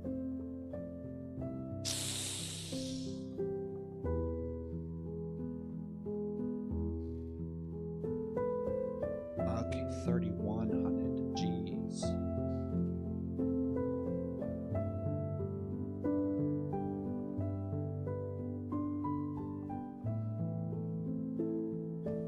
Hieroglyphics.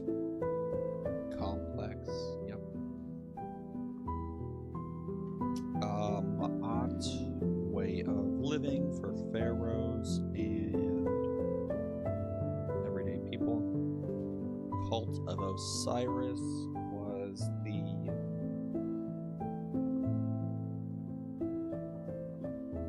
cult that worshipped Osiris, and they had an impact on funeral practices. Hyksos invaded Egypt and introduced the chariot and the thingamabob, and that was 2300. Okay, my dates are way wrong, so I'm just gonna have to learn the dates later.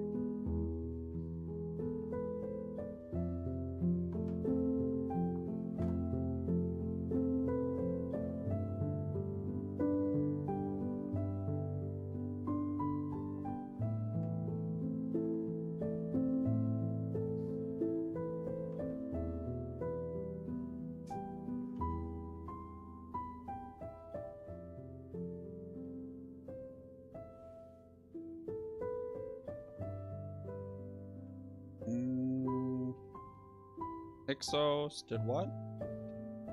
Invaded Egypt. Oh, right. And then Amos kicked them out and established imperialism and military right.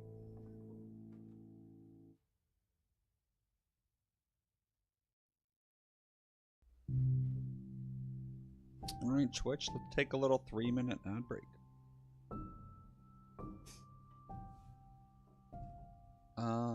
Hatshepsut was a female pharaoh, and she was peace and building, and she... That's all I remember. What year was she? What? 1300? 1500.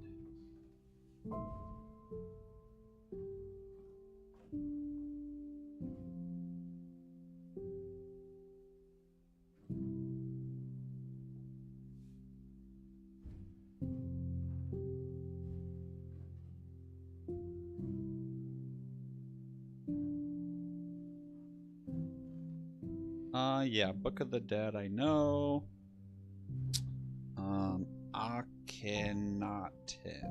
Akhenaten was the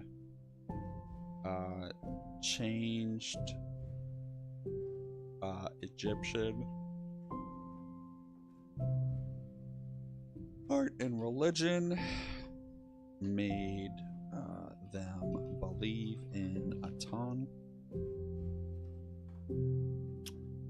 this dude was 1300. Ramses II was the Great, and he was an imperialist and military might, and he was, I want to say 1200.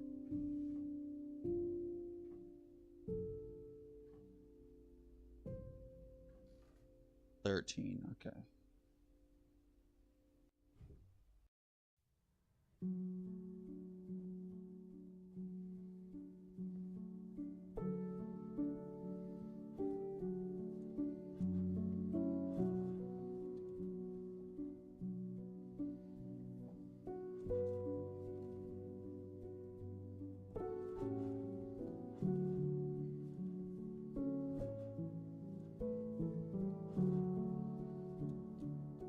Okay, I'm feeling decent about Egypt. I don't want to overwork myself and burn out, so we're just gonna move on from Egypt for now and go into ancient India, or whatever this next section is. So what is Harappa about?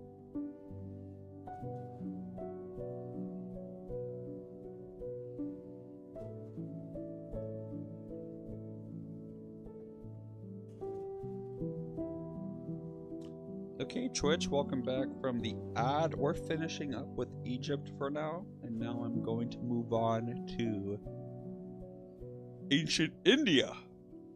So, Harappa was an urban center in the Indus Valley, dating back to around 2500, of early urban planning and advanced civilization.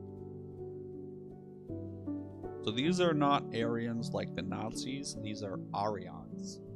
And they were an Indo-European people who moved to India.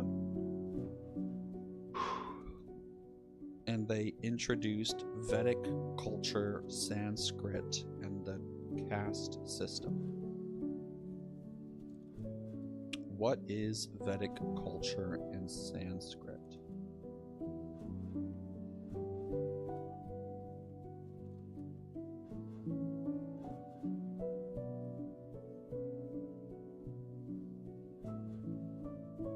Okay, so it's a Sanskrit language. And Vedic culture is hymns and religious texts.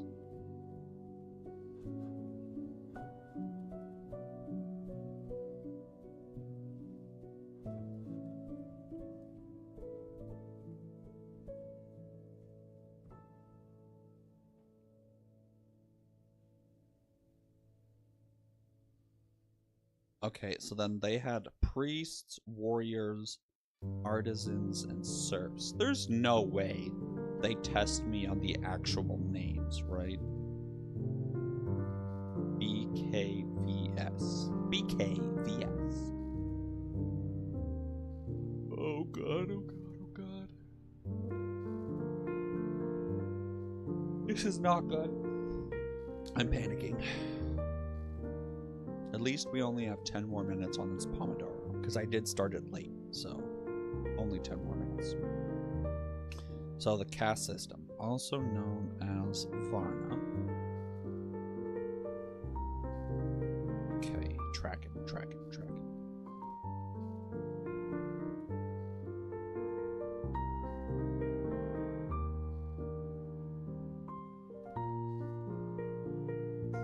Man, what's Vedic society again?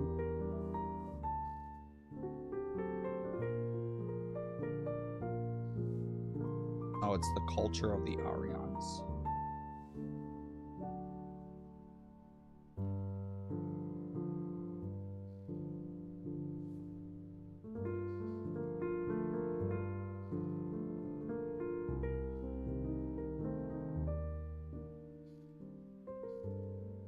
Oh, I'm so sleepy.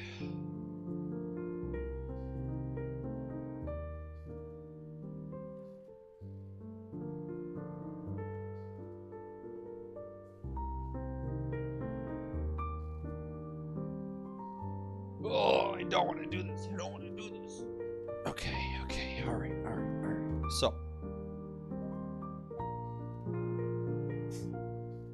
Harappa? What the fuck is Harappa? I never read that.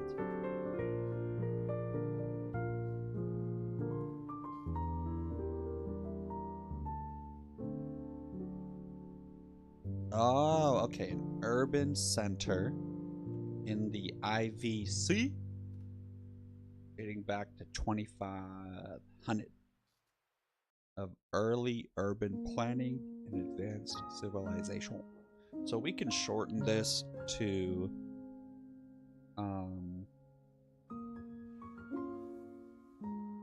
Indus Valley Urban Center Urban Planning, right? Simple as that.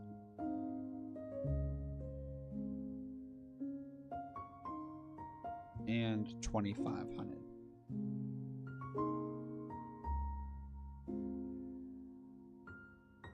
And it's important due to being an early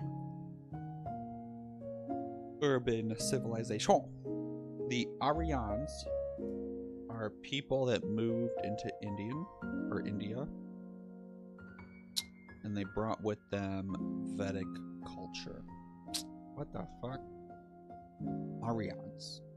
Indo-European people who moved into India, and they introduced Vedic culture, Sanskrit, and the caste system.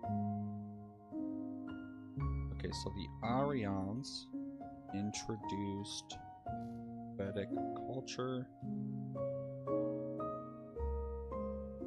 What did I just say? Vedic culture, Sanskrit,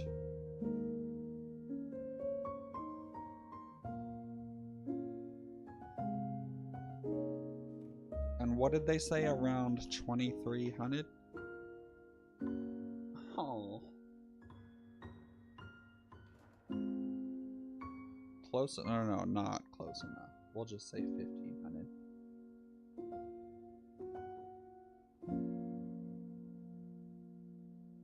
Oh, and the caste system.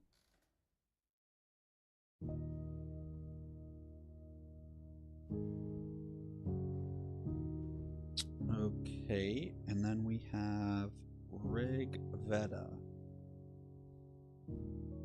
or caste system.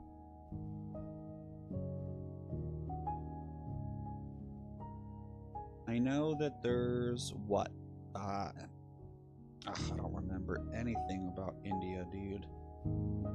Oh, I was passed out when we talked about India. Thank you, babe. Thank you so much. My wife cut me some fresh watermelon. Oh my god. Thank you, babe. Wow, I'm the luckiest man ever, guys.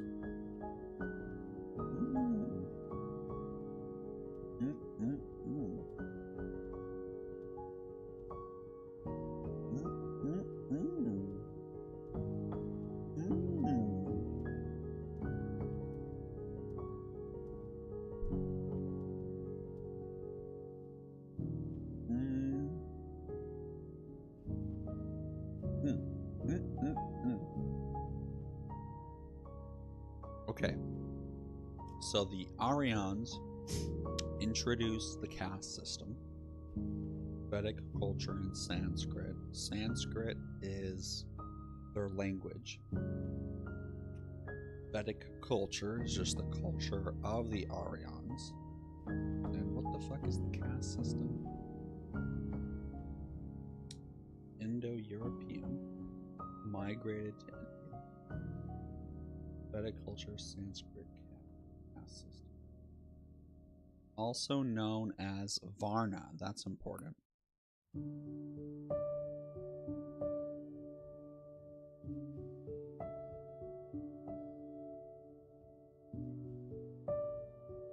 And when was it? Okay, yeah, 1500.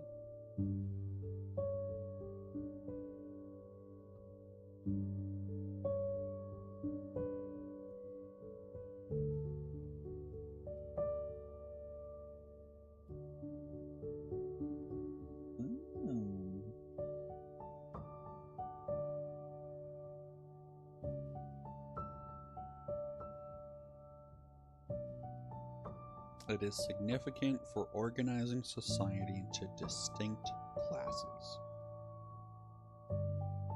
I'm not gonna remember these names. I'm not. So it's priests, warriors, artisans, and serfs. Priests, warriors, artisans, serfs.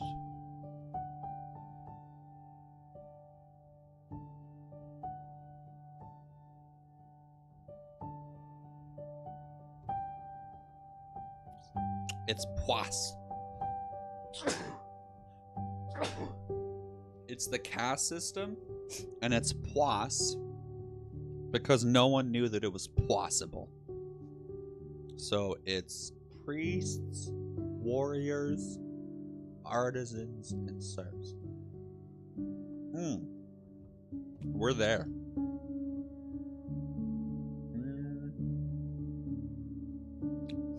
What the fuck is Rigveda?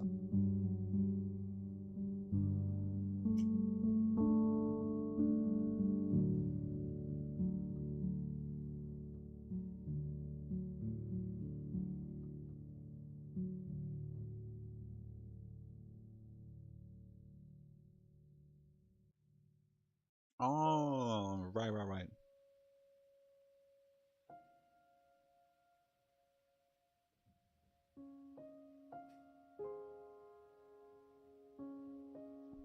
Mm-hmm.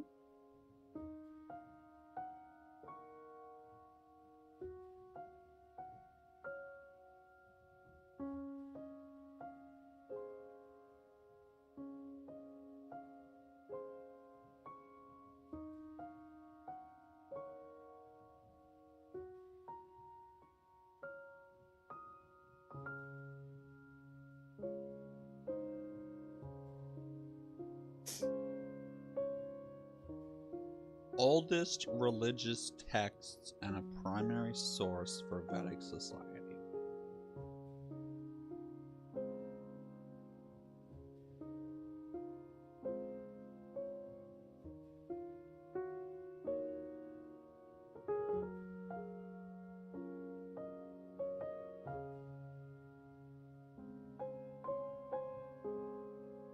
Okay.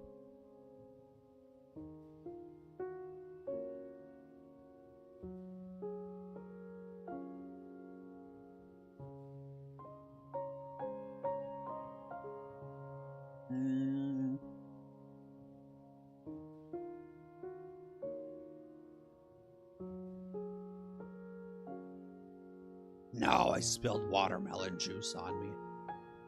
Well, watermelon juice is mostly just water, so not bad. Not bad if I do say so myself.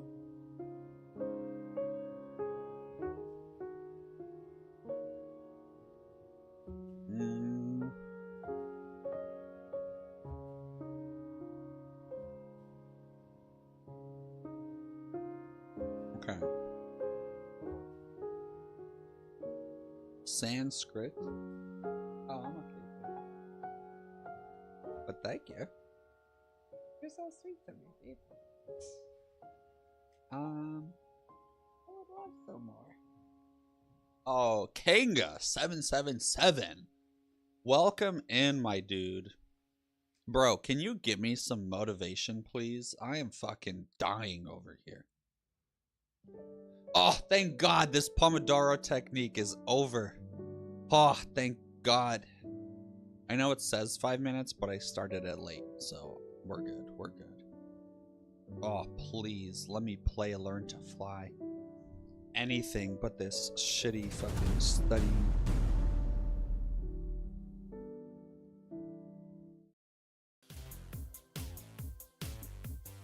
Oh, yeah.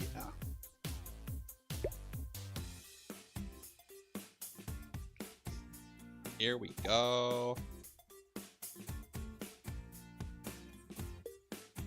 So the Pomodoro technique is where you set a timer and you... Oh wow, I got a nice boost out of that one. Where you set a timer and you study for that amount of time. Oh god. And as soon as the timer is up, you take a 5-minute break, or if you need more, you take like a 10-minute break. So I'm gonna take a 5-minute break this time. Yo, not bad.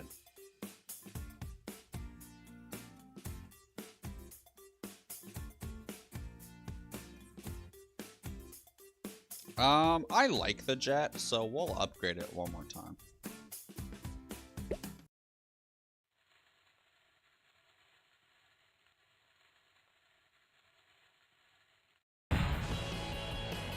And I'm getting good at the powder keg too.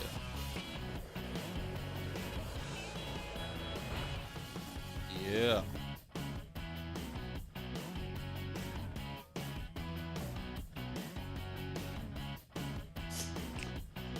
So it varies. Thank you so much, man. It varies person to person. But typically, yes, it's about 25 minutes. Some people can go for like a whole hour. You really want to dial in the Pomodoro technique for what works for you.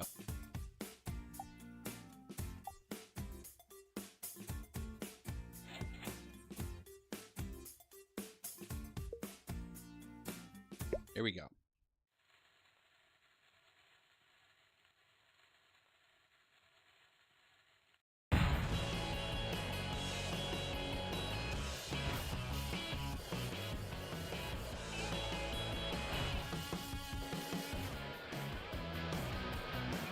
Yo, I keep running into so many of these birds, dude. Do a flip. Oh, God. Hey, not that.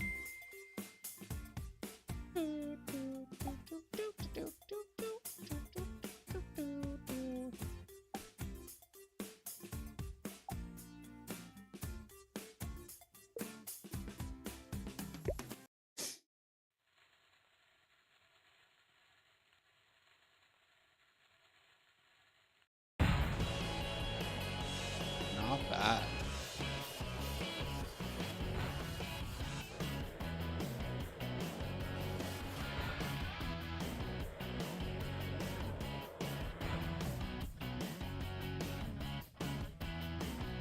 Alright, so here I'm activating my stages after my main booster.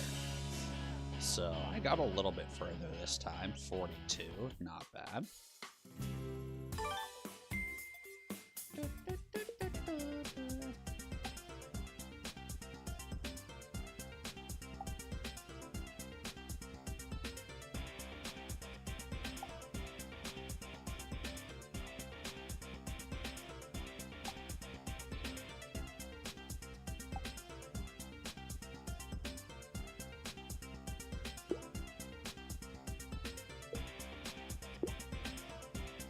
I got a potentiometer. I don't know how to use it, but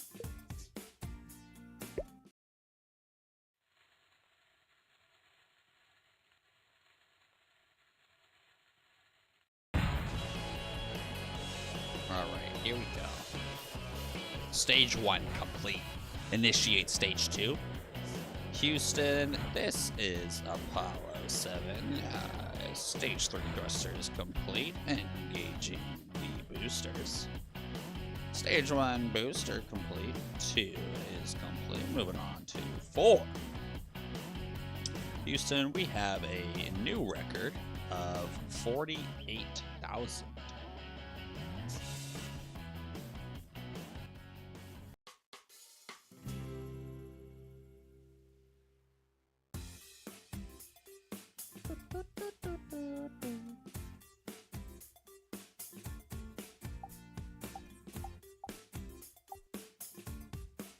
Hell yeah, we almost have our jet maxed out, baby.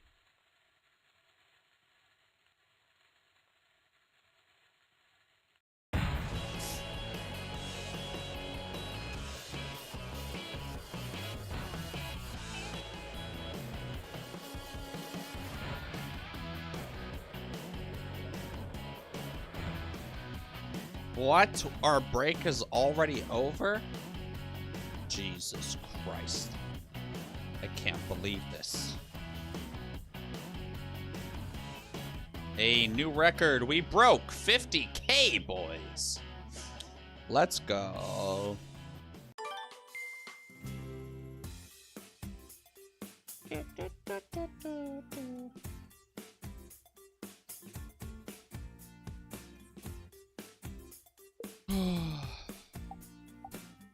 Aw, so cute.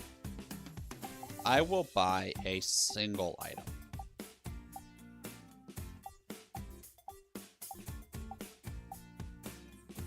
Aw, a Japanese monster.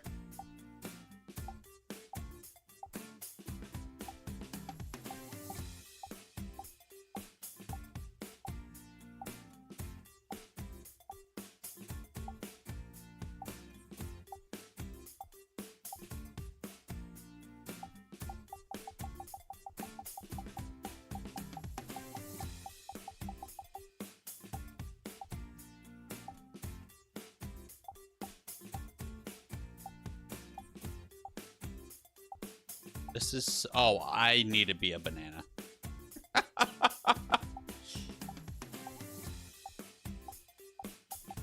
Can I be a double banana? No. Ooh, let me be like a ripe banana.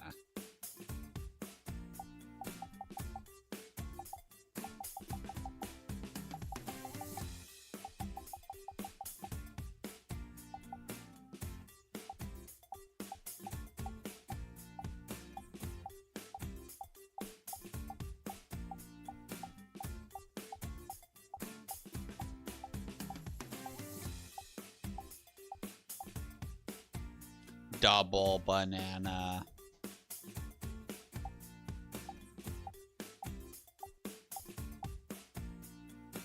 Aww. Willow ate it.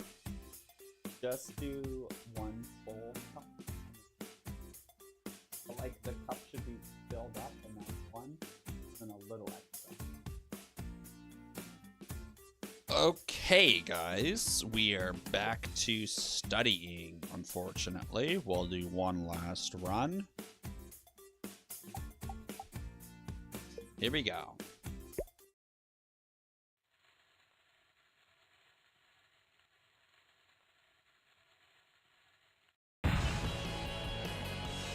Oh, God. Oh, my God. Upgrading my booster was great.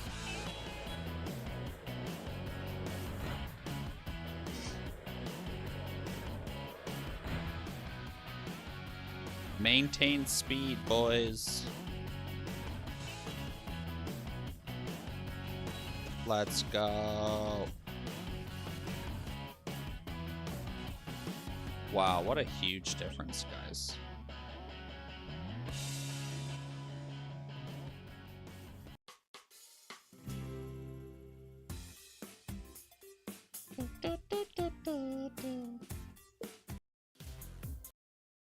Okay, let's do a little bit of stretching, and then we will continue this journey together.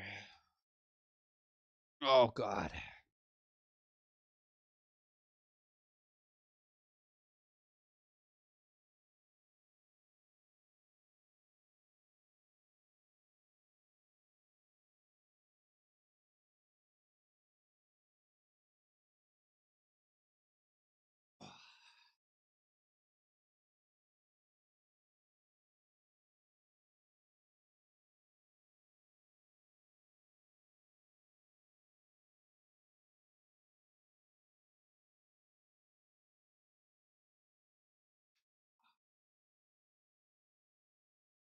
Oh. Oh.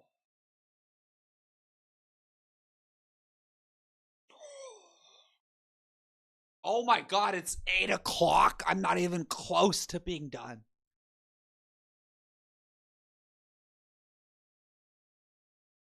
Oh, we gotta lock in, guys. Oh, let's take a... Oh, God, I'll be right back.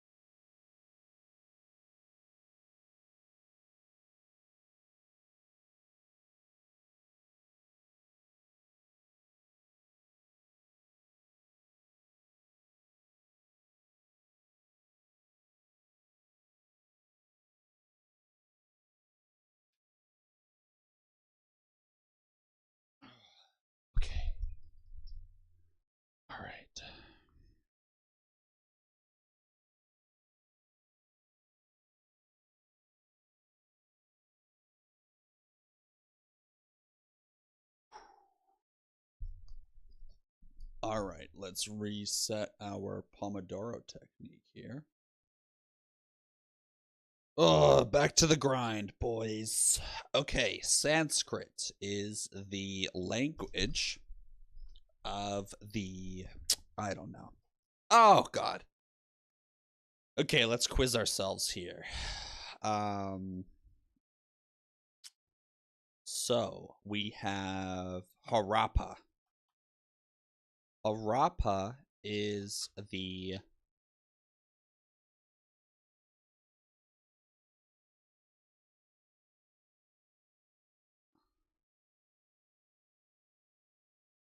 Mission failed. We'll get them next time. Harappa is...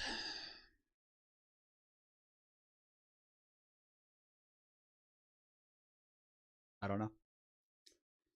The Aryans are a Indo-European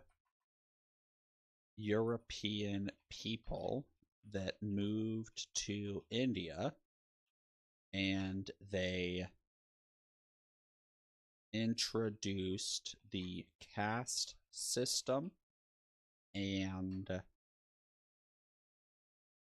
Sanskrit. The caste system is Pwas. So it's priests, warriors, artisans, and serfs. Nice! I don't know anything else about the caste system. Rigveda is...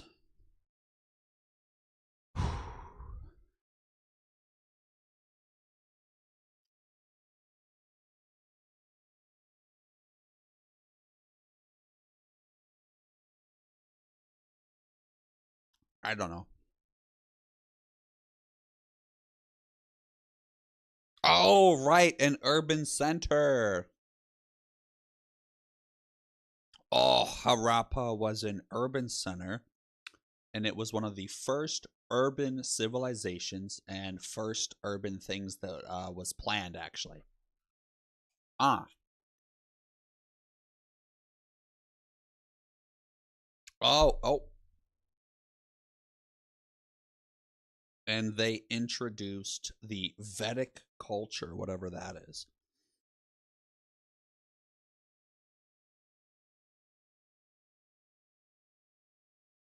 And then Rigveda is a collection. Oh, yeah, it's the hymns that were composed in 1600, but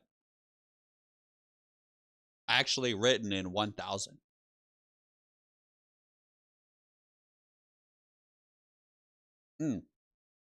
Uh-huh. And it's important because it's a primary source for understanding Vedic society.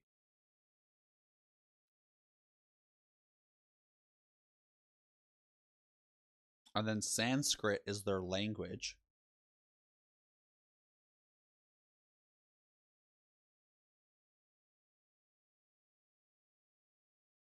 Okay, not bad. Not bad.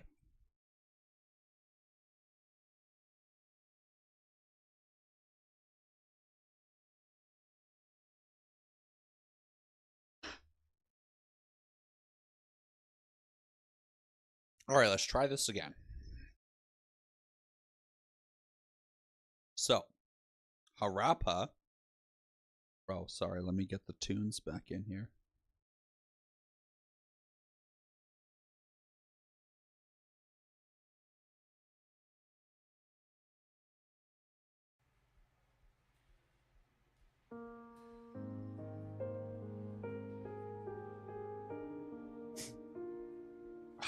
Honestly, let's turn up. Let's go crazy, guys. Here we go.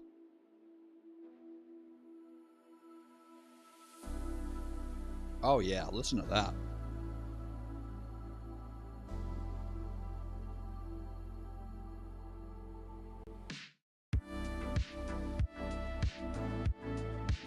First urban center. First urban planning. 2500.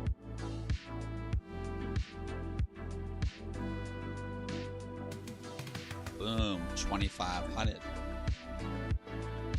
The Aryans were Indo-Europeans, moved to India. They brought with them fucking Vedic culture, Sanskrit, and caste system. The caste system is plus Rig Veda, not this one again, please. Ah, yes, these are the songs. 1600 composed, 1000 recorded hymns. Helps tell us about their Vedic culture. Oh, Sanskrit is language that influenced other Indian languages and helps us learn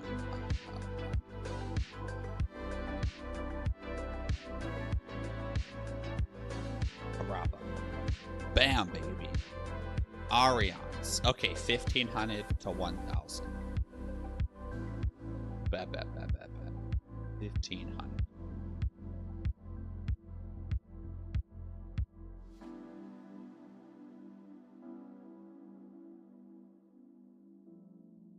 Oh, oldest religious texts. Can't forget that.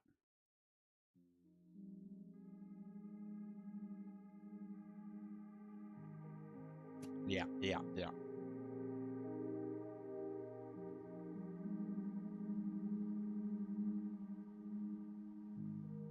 Okay, we're good on India. Next up is ancient China.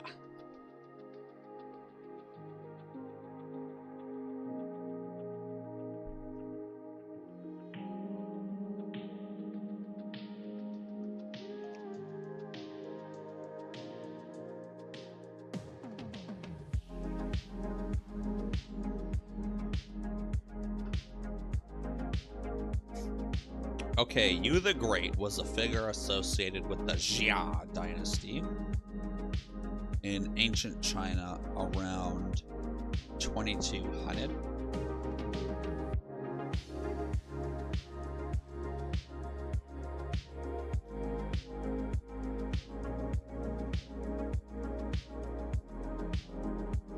Okay, Yu the Great was flood control because you don't want to flood.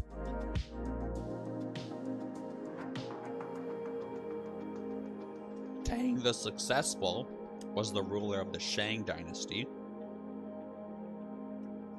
because of Shang Tang.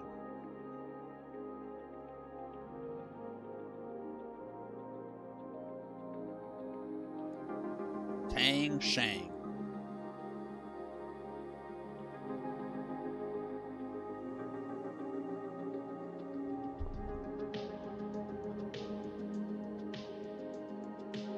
Okay, the main deity.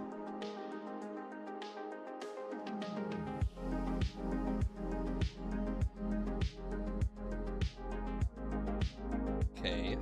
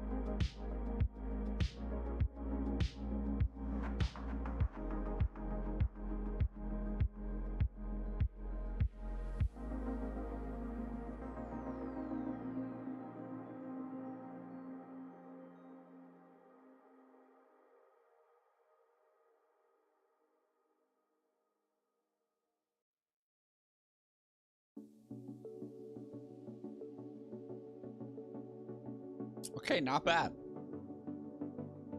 I think this one is definitely going to be the hardest. So this is gonna be rough, guys. So I think we're actually gonna split this baby up.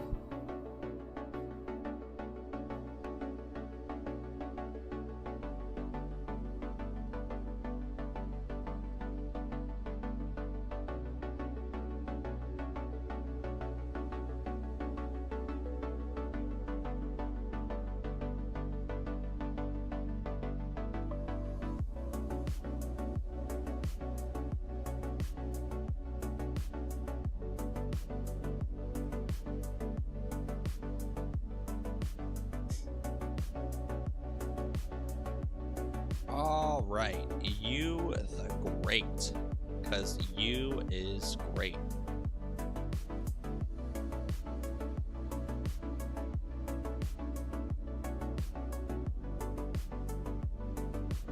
Okay, I'm not looking. So you the great, I don't know. He was a figure associated with the Xia dynasty. Okay.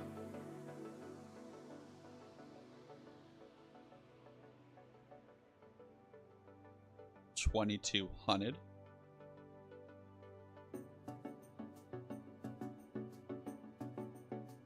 Efforts in flood control.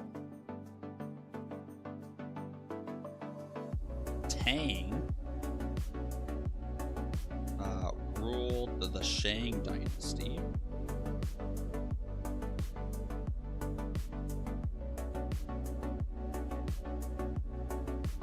Ruled the Shang dynasty. 1600 to 1045.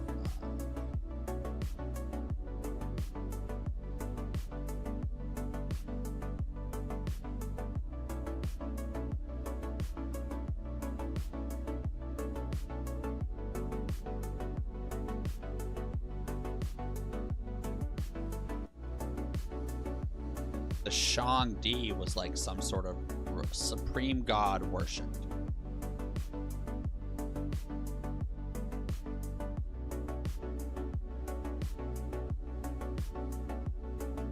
Okay. Oracle bones. So they use turtles.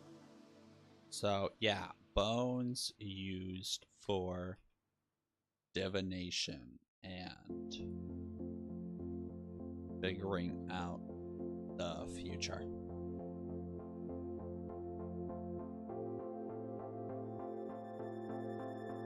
Yeah, so it was crazy because they would take turtles and crack their shells. And then they would look at the crack and interpret it and be like, oh, well, this turtle cracked into this, which means we're gonna have floods. So prepare for floods. Or they'd crack a turtle and get a different shell crack.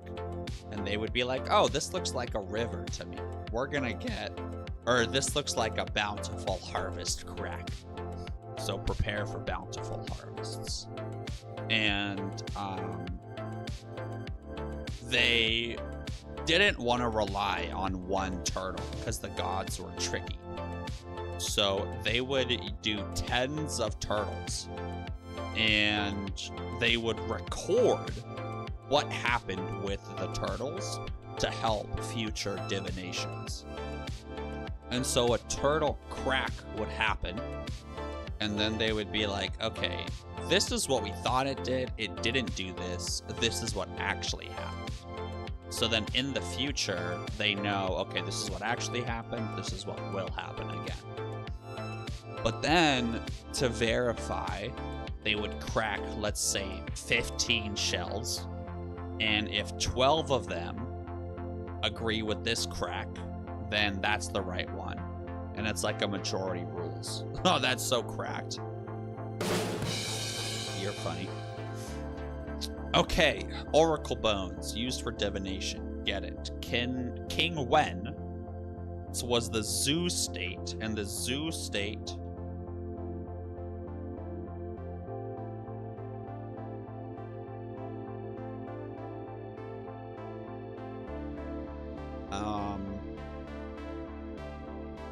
Groundwork for overthrow.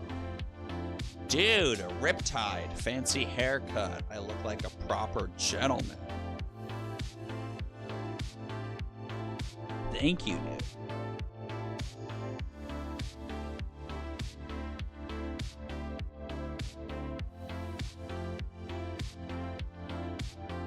Oh, dude, beautiful. Okay, so the oracle bones used for divination. King Wen was the Zhou state leader. He laid the groundwork for overthrow.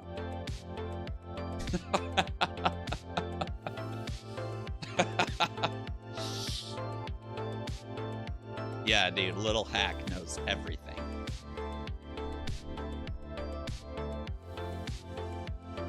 Okay, so King Wu. Woo!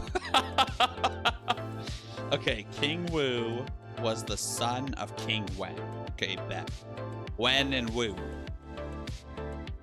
Wen's son. Well, when did he reign? And he was the first king of Zhou. Wow, Wen Wu Zhou. Wen Wu Zhou. When will you go to the zoo? So he's the first king of Zhou.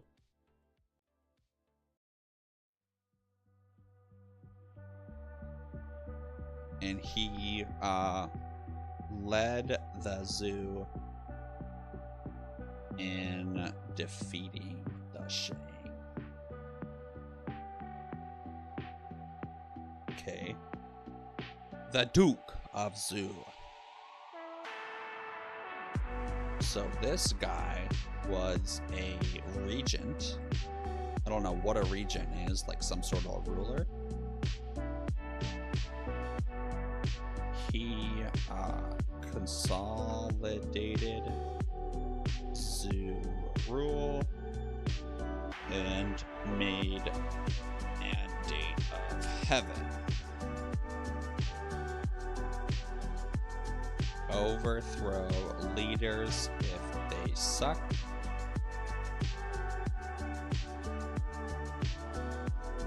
I guess if they are unjust would be better.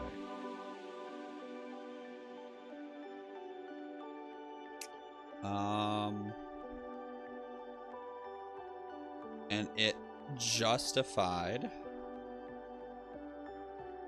the Zhou rule.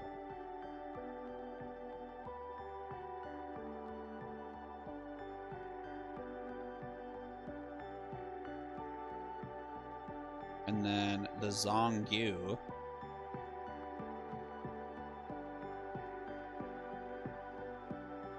Middle Kingdom.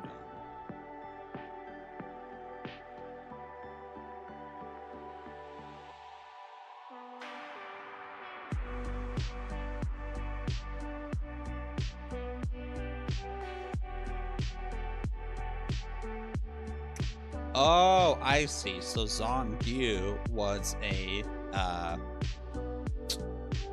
description for China, saying that China was the center of the world. Tian was a god.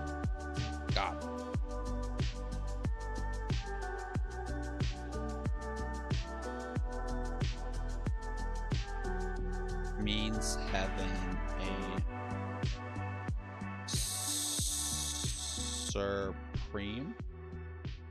supreme deity during the Zhou.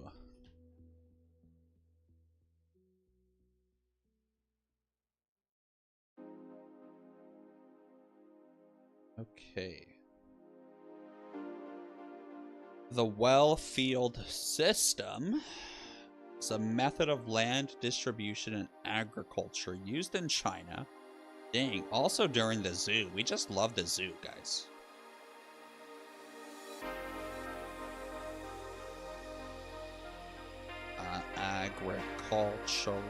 agricultural. Practice social organization. Okay, so let's go over this one more time and then we'll see if I got it. So, you, the Great, controlled the Xia dynasty from 22 to 16, and he did a lot of flood control. Tang the Successful ruled the Shang dynasty from 1600 to 1045. Shang Di was the god worshipped during the Shang dynasty. Oracle bones were used for divinations and to determine the future.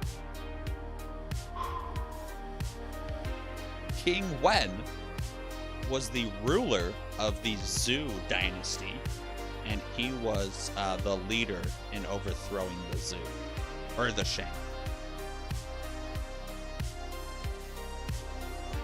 King Wu was the son of King Wen, and he established the mandate of heaven.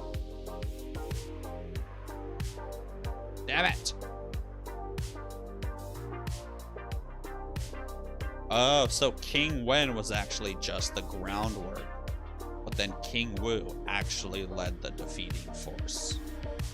Okay, bet. The Duke of Zhou. He was a regent, consolidated the Zhou rule. Okay, so the Duke made the mandate because the gods need to duke it out.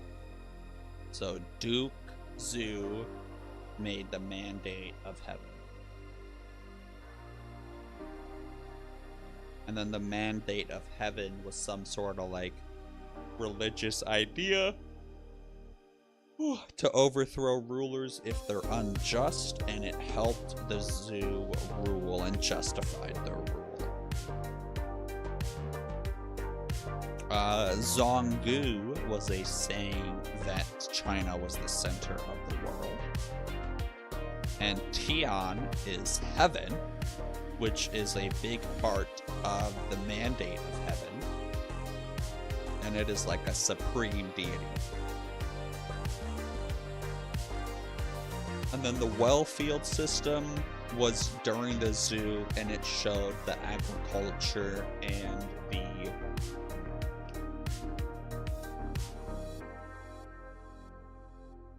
like societal hierarchy, social organization. Okay.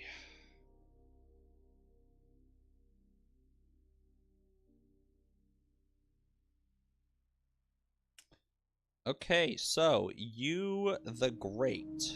You are great. You the Great.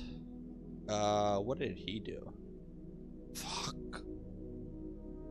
Oh, you the Great. What did he do? He,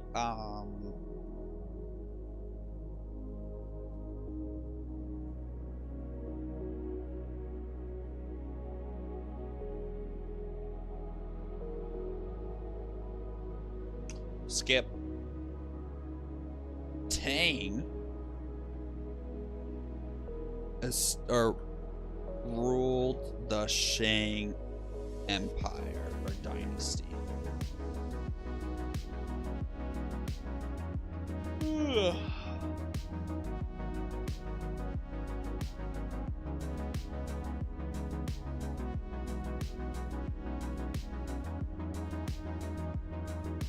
Shang-Di was a major god in their religion.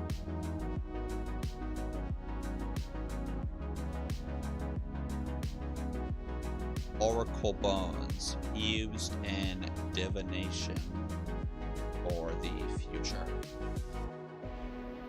King Wen laid the groundwork. No. King Wen. Oh, You the Great was for flood control.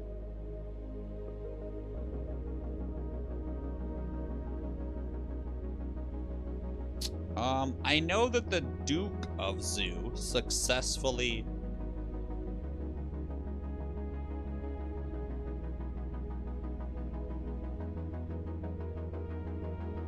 What? Ooh.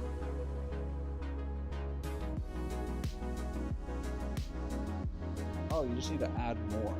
Okay. If I needed to add a 1/3 cup of oil to my brownies, but accidentally added a 1/4, how much do I need to add now?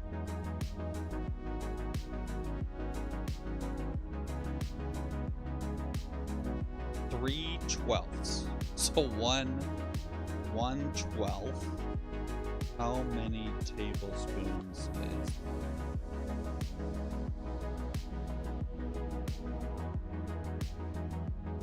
So 1 1/3 tablespoons. Is that good enough? Okay. I hope that's right. Alright, motherfucker. Duke of Zhou. He overthrew... or led the overthrowment of the Shang dynasty. King Wen was the state ruler of Zhou. And then King Wu was the son of Wen, laid the groundwork. Mandate of Heaven was a idea that justified Zhou rule and also said to overthrow unjust rulers. The Zhonggu was the idea China is center of. Tian was a supreme deity. The well-field system showed agriculture and social organization. Alright, let's see how I did.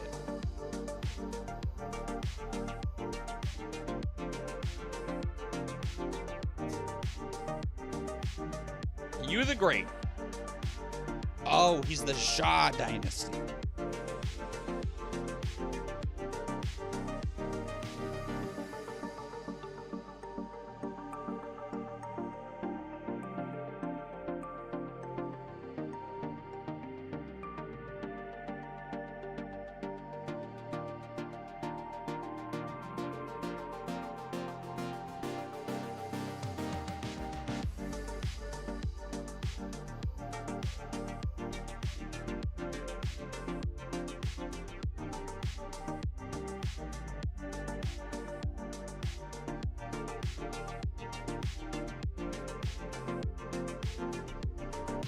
Early evidence of writing and religion.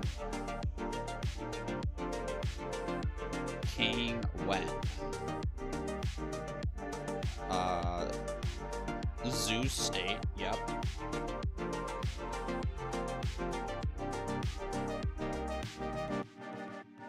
No, he was the groundwork. Damn it!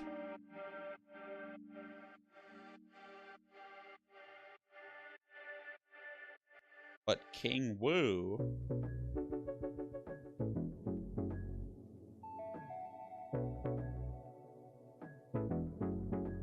Wait, no, I skipped something. King Wen, groundwork. King Wu, son of Wen, and the king. if you want to rule Woo, or if you want to rule Zoo, you gotta be Woo.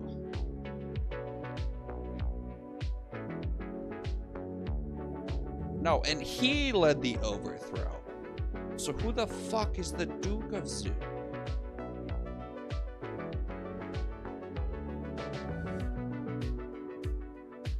Oh, he made the mandate of heaven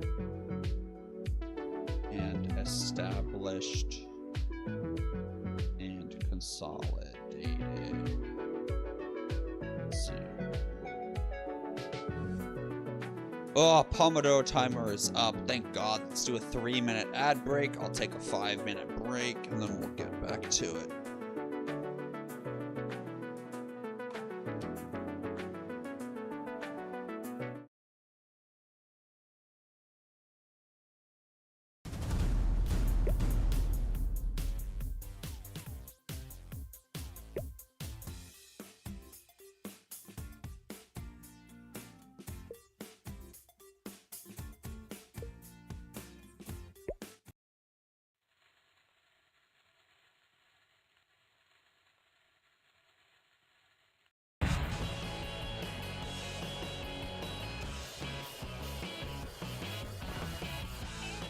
Nice.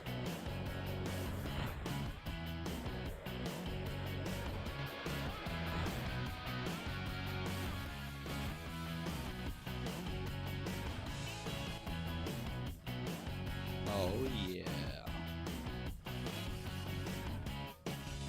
Woo!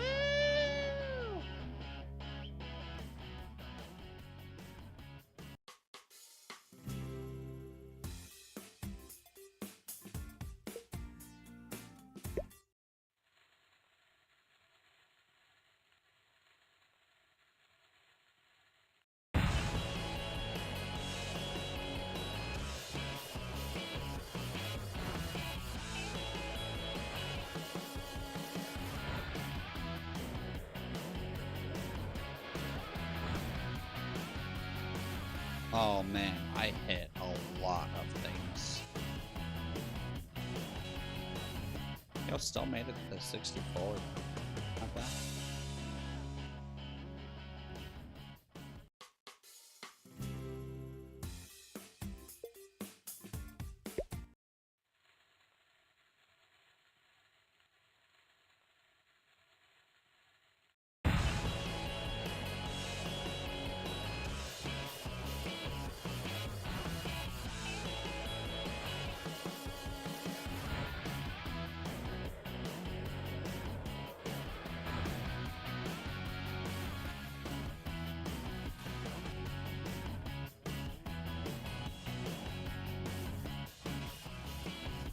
Oh, 65K.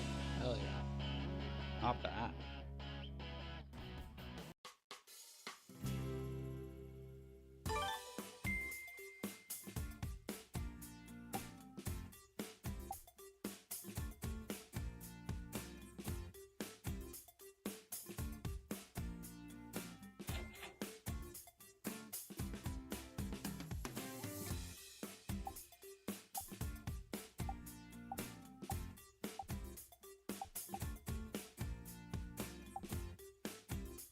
Here we go.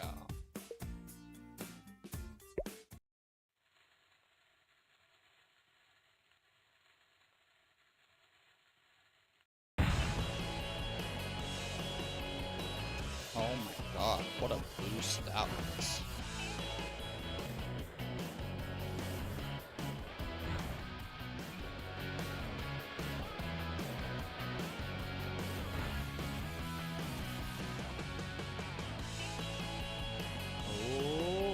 Break 75?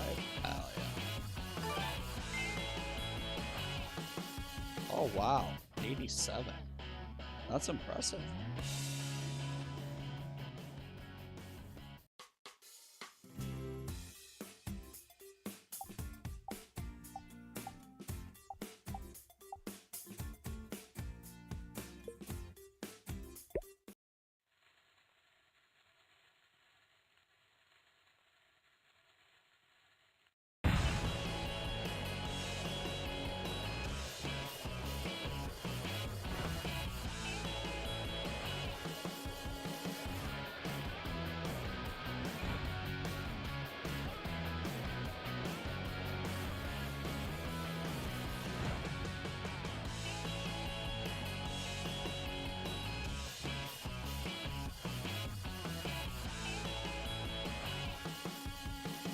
Ooh, I want to break 100K before we go back to studying. Please. Oh, God.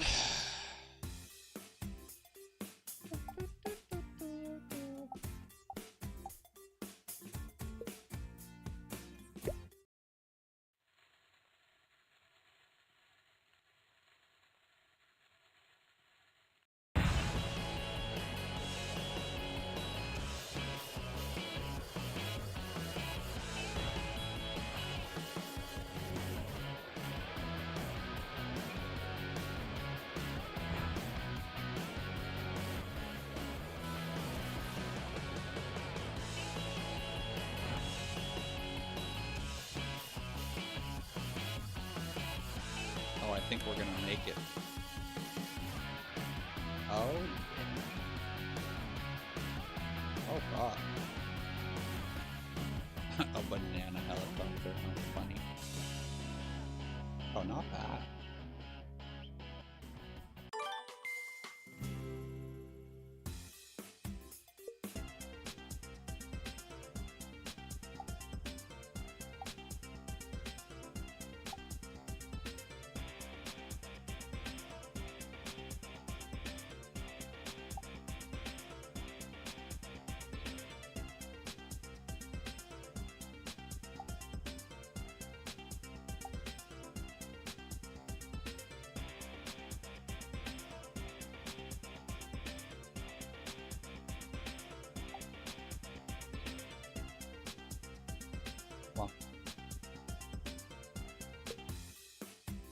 All right, last run. Here we go.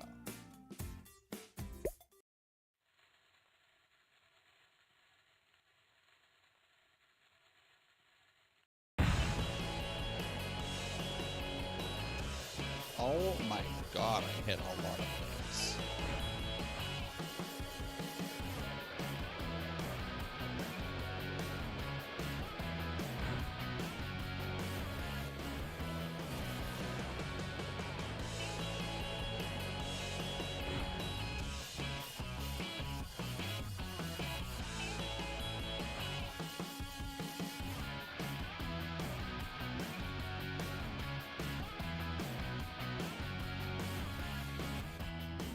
Hell yeah. Oh, we saw a jet. How cool.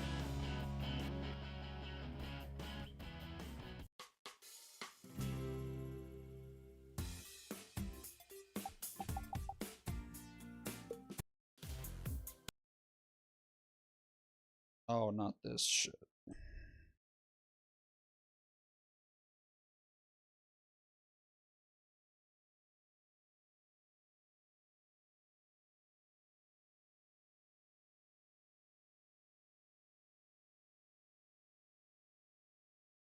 Oh, nice. Okay, here we go. Come on. Let's finish this.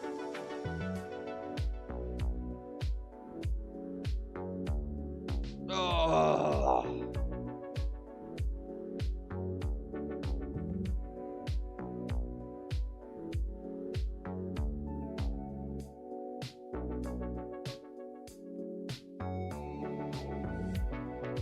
Hold on. I just need a second.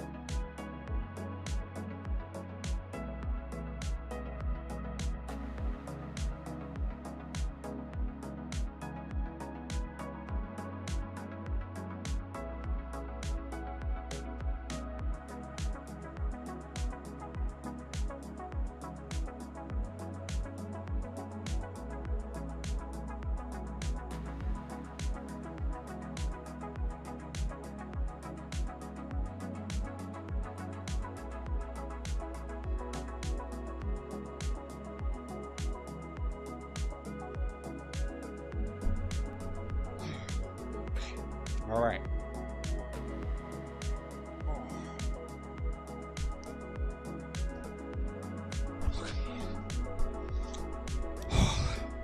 Here we go.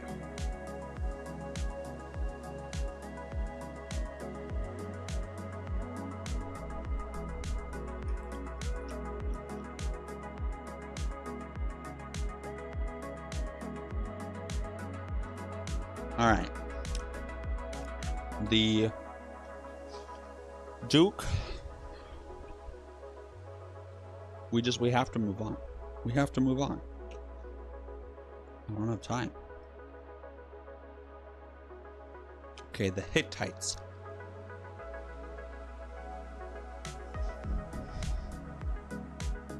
Oh, okay.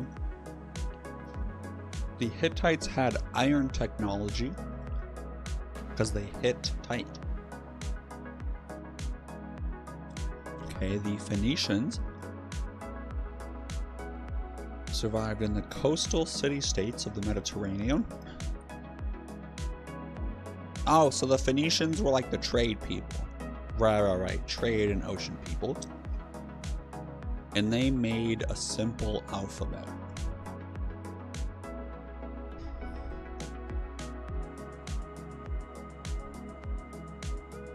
Oh, wow. Came the Sea Peoples, Bronze Age, and they fucked up the Hittites and the Egyptians. The Philistines.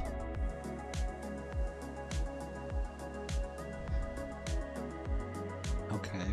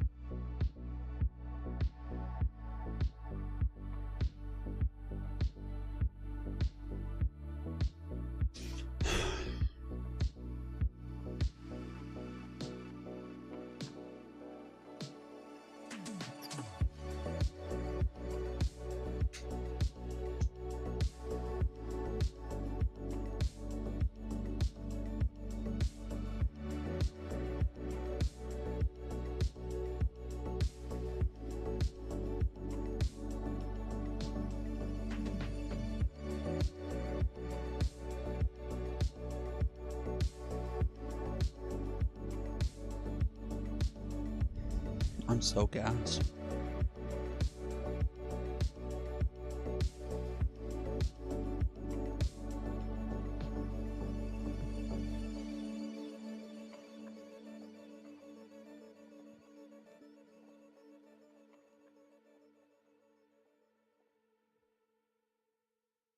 All right, let's read through the essays because that's going to be a large portion.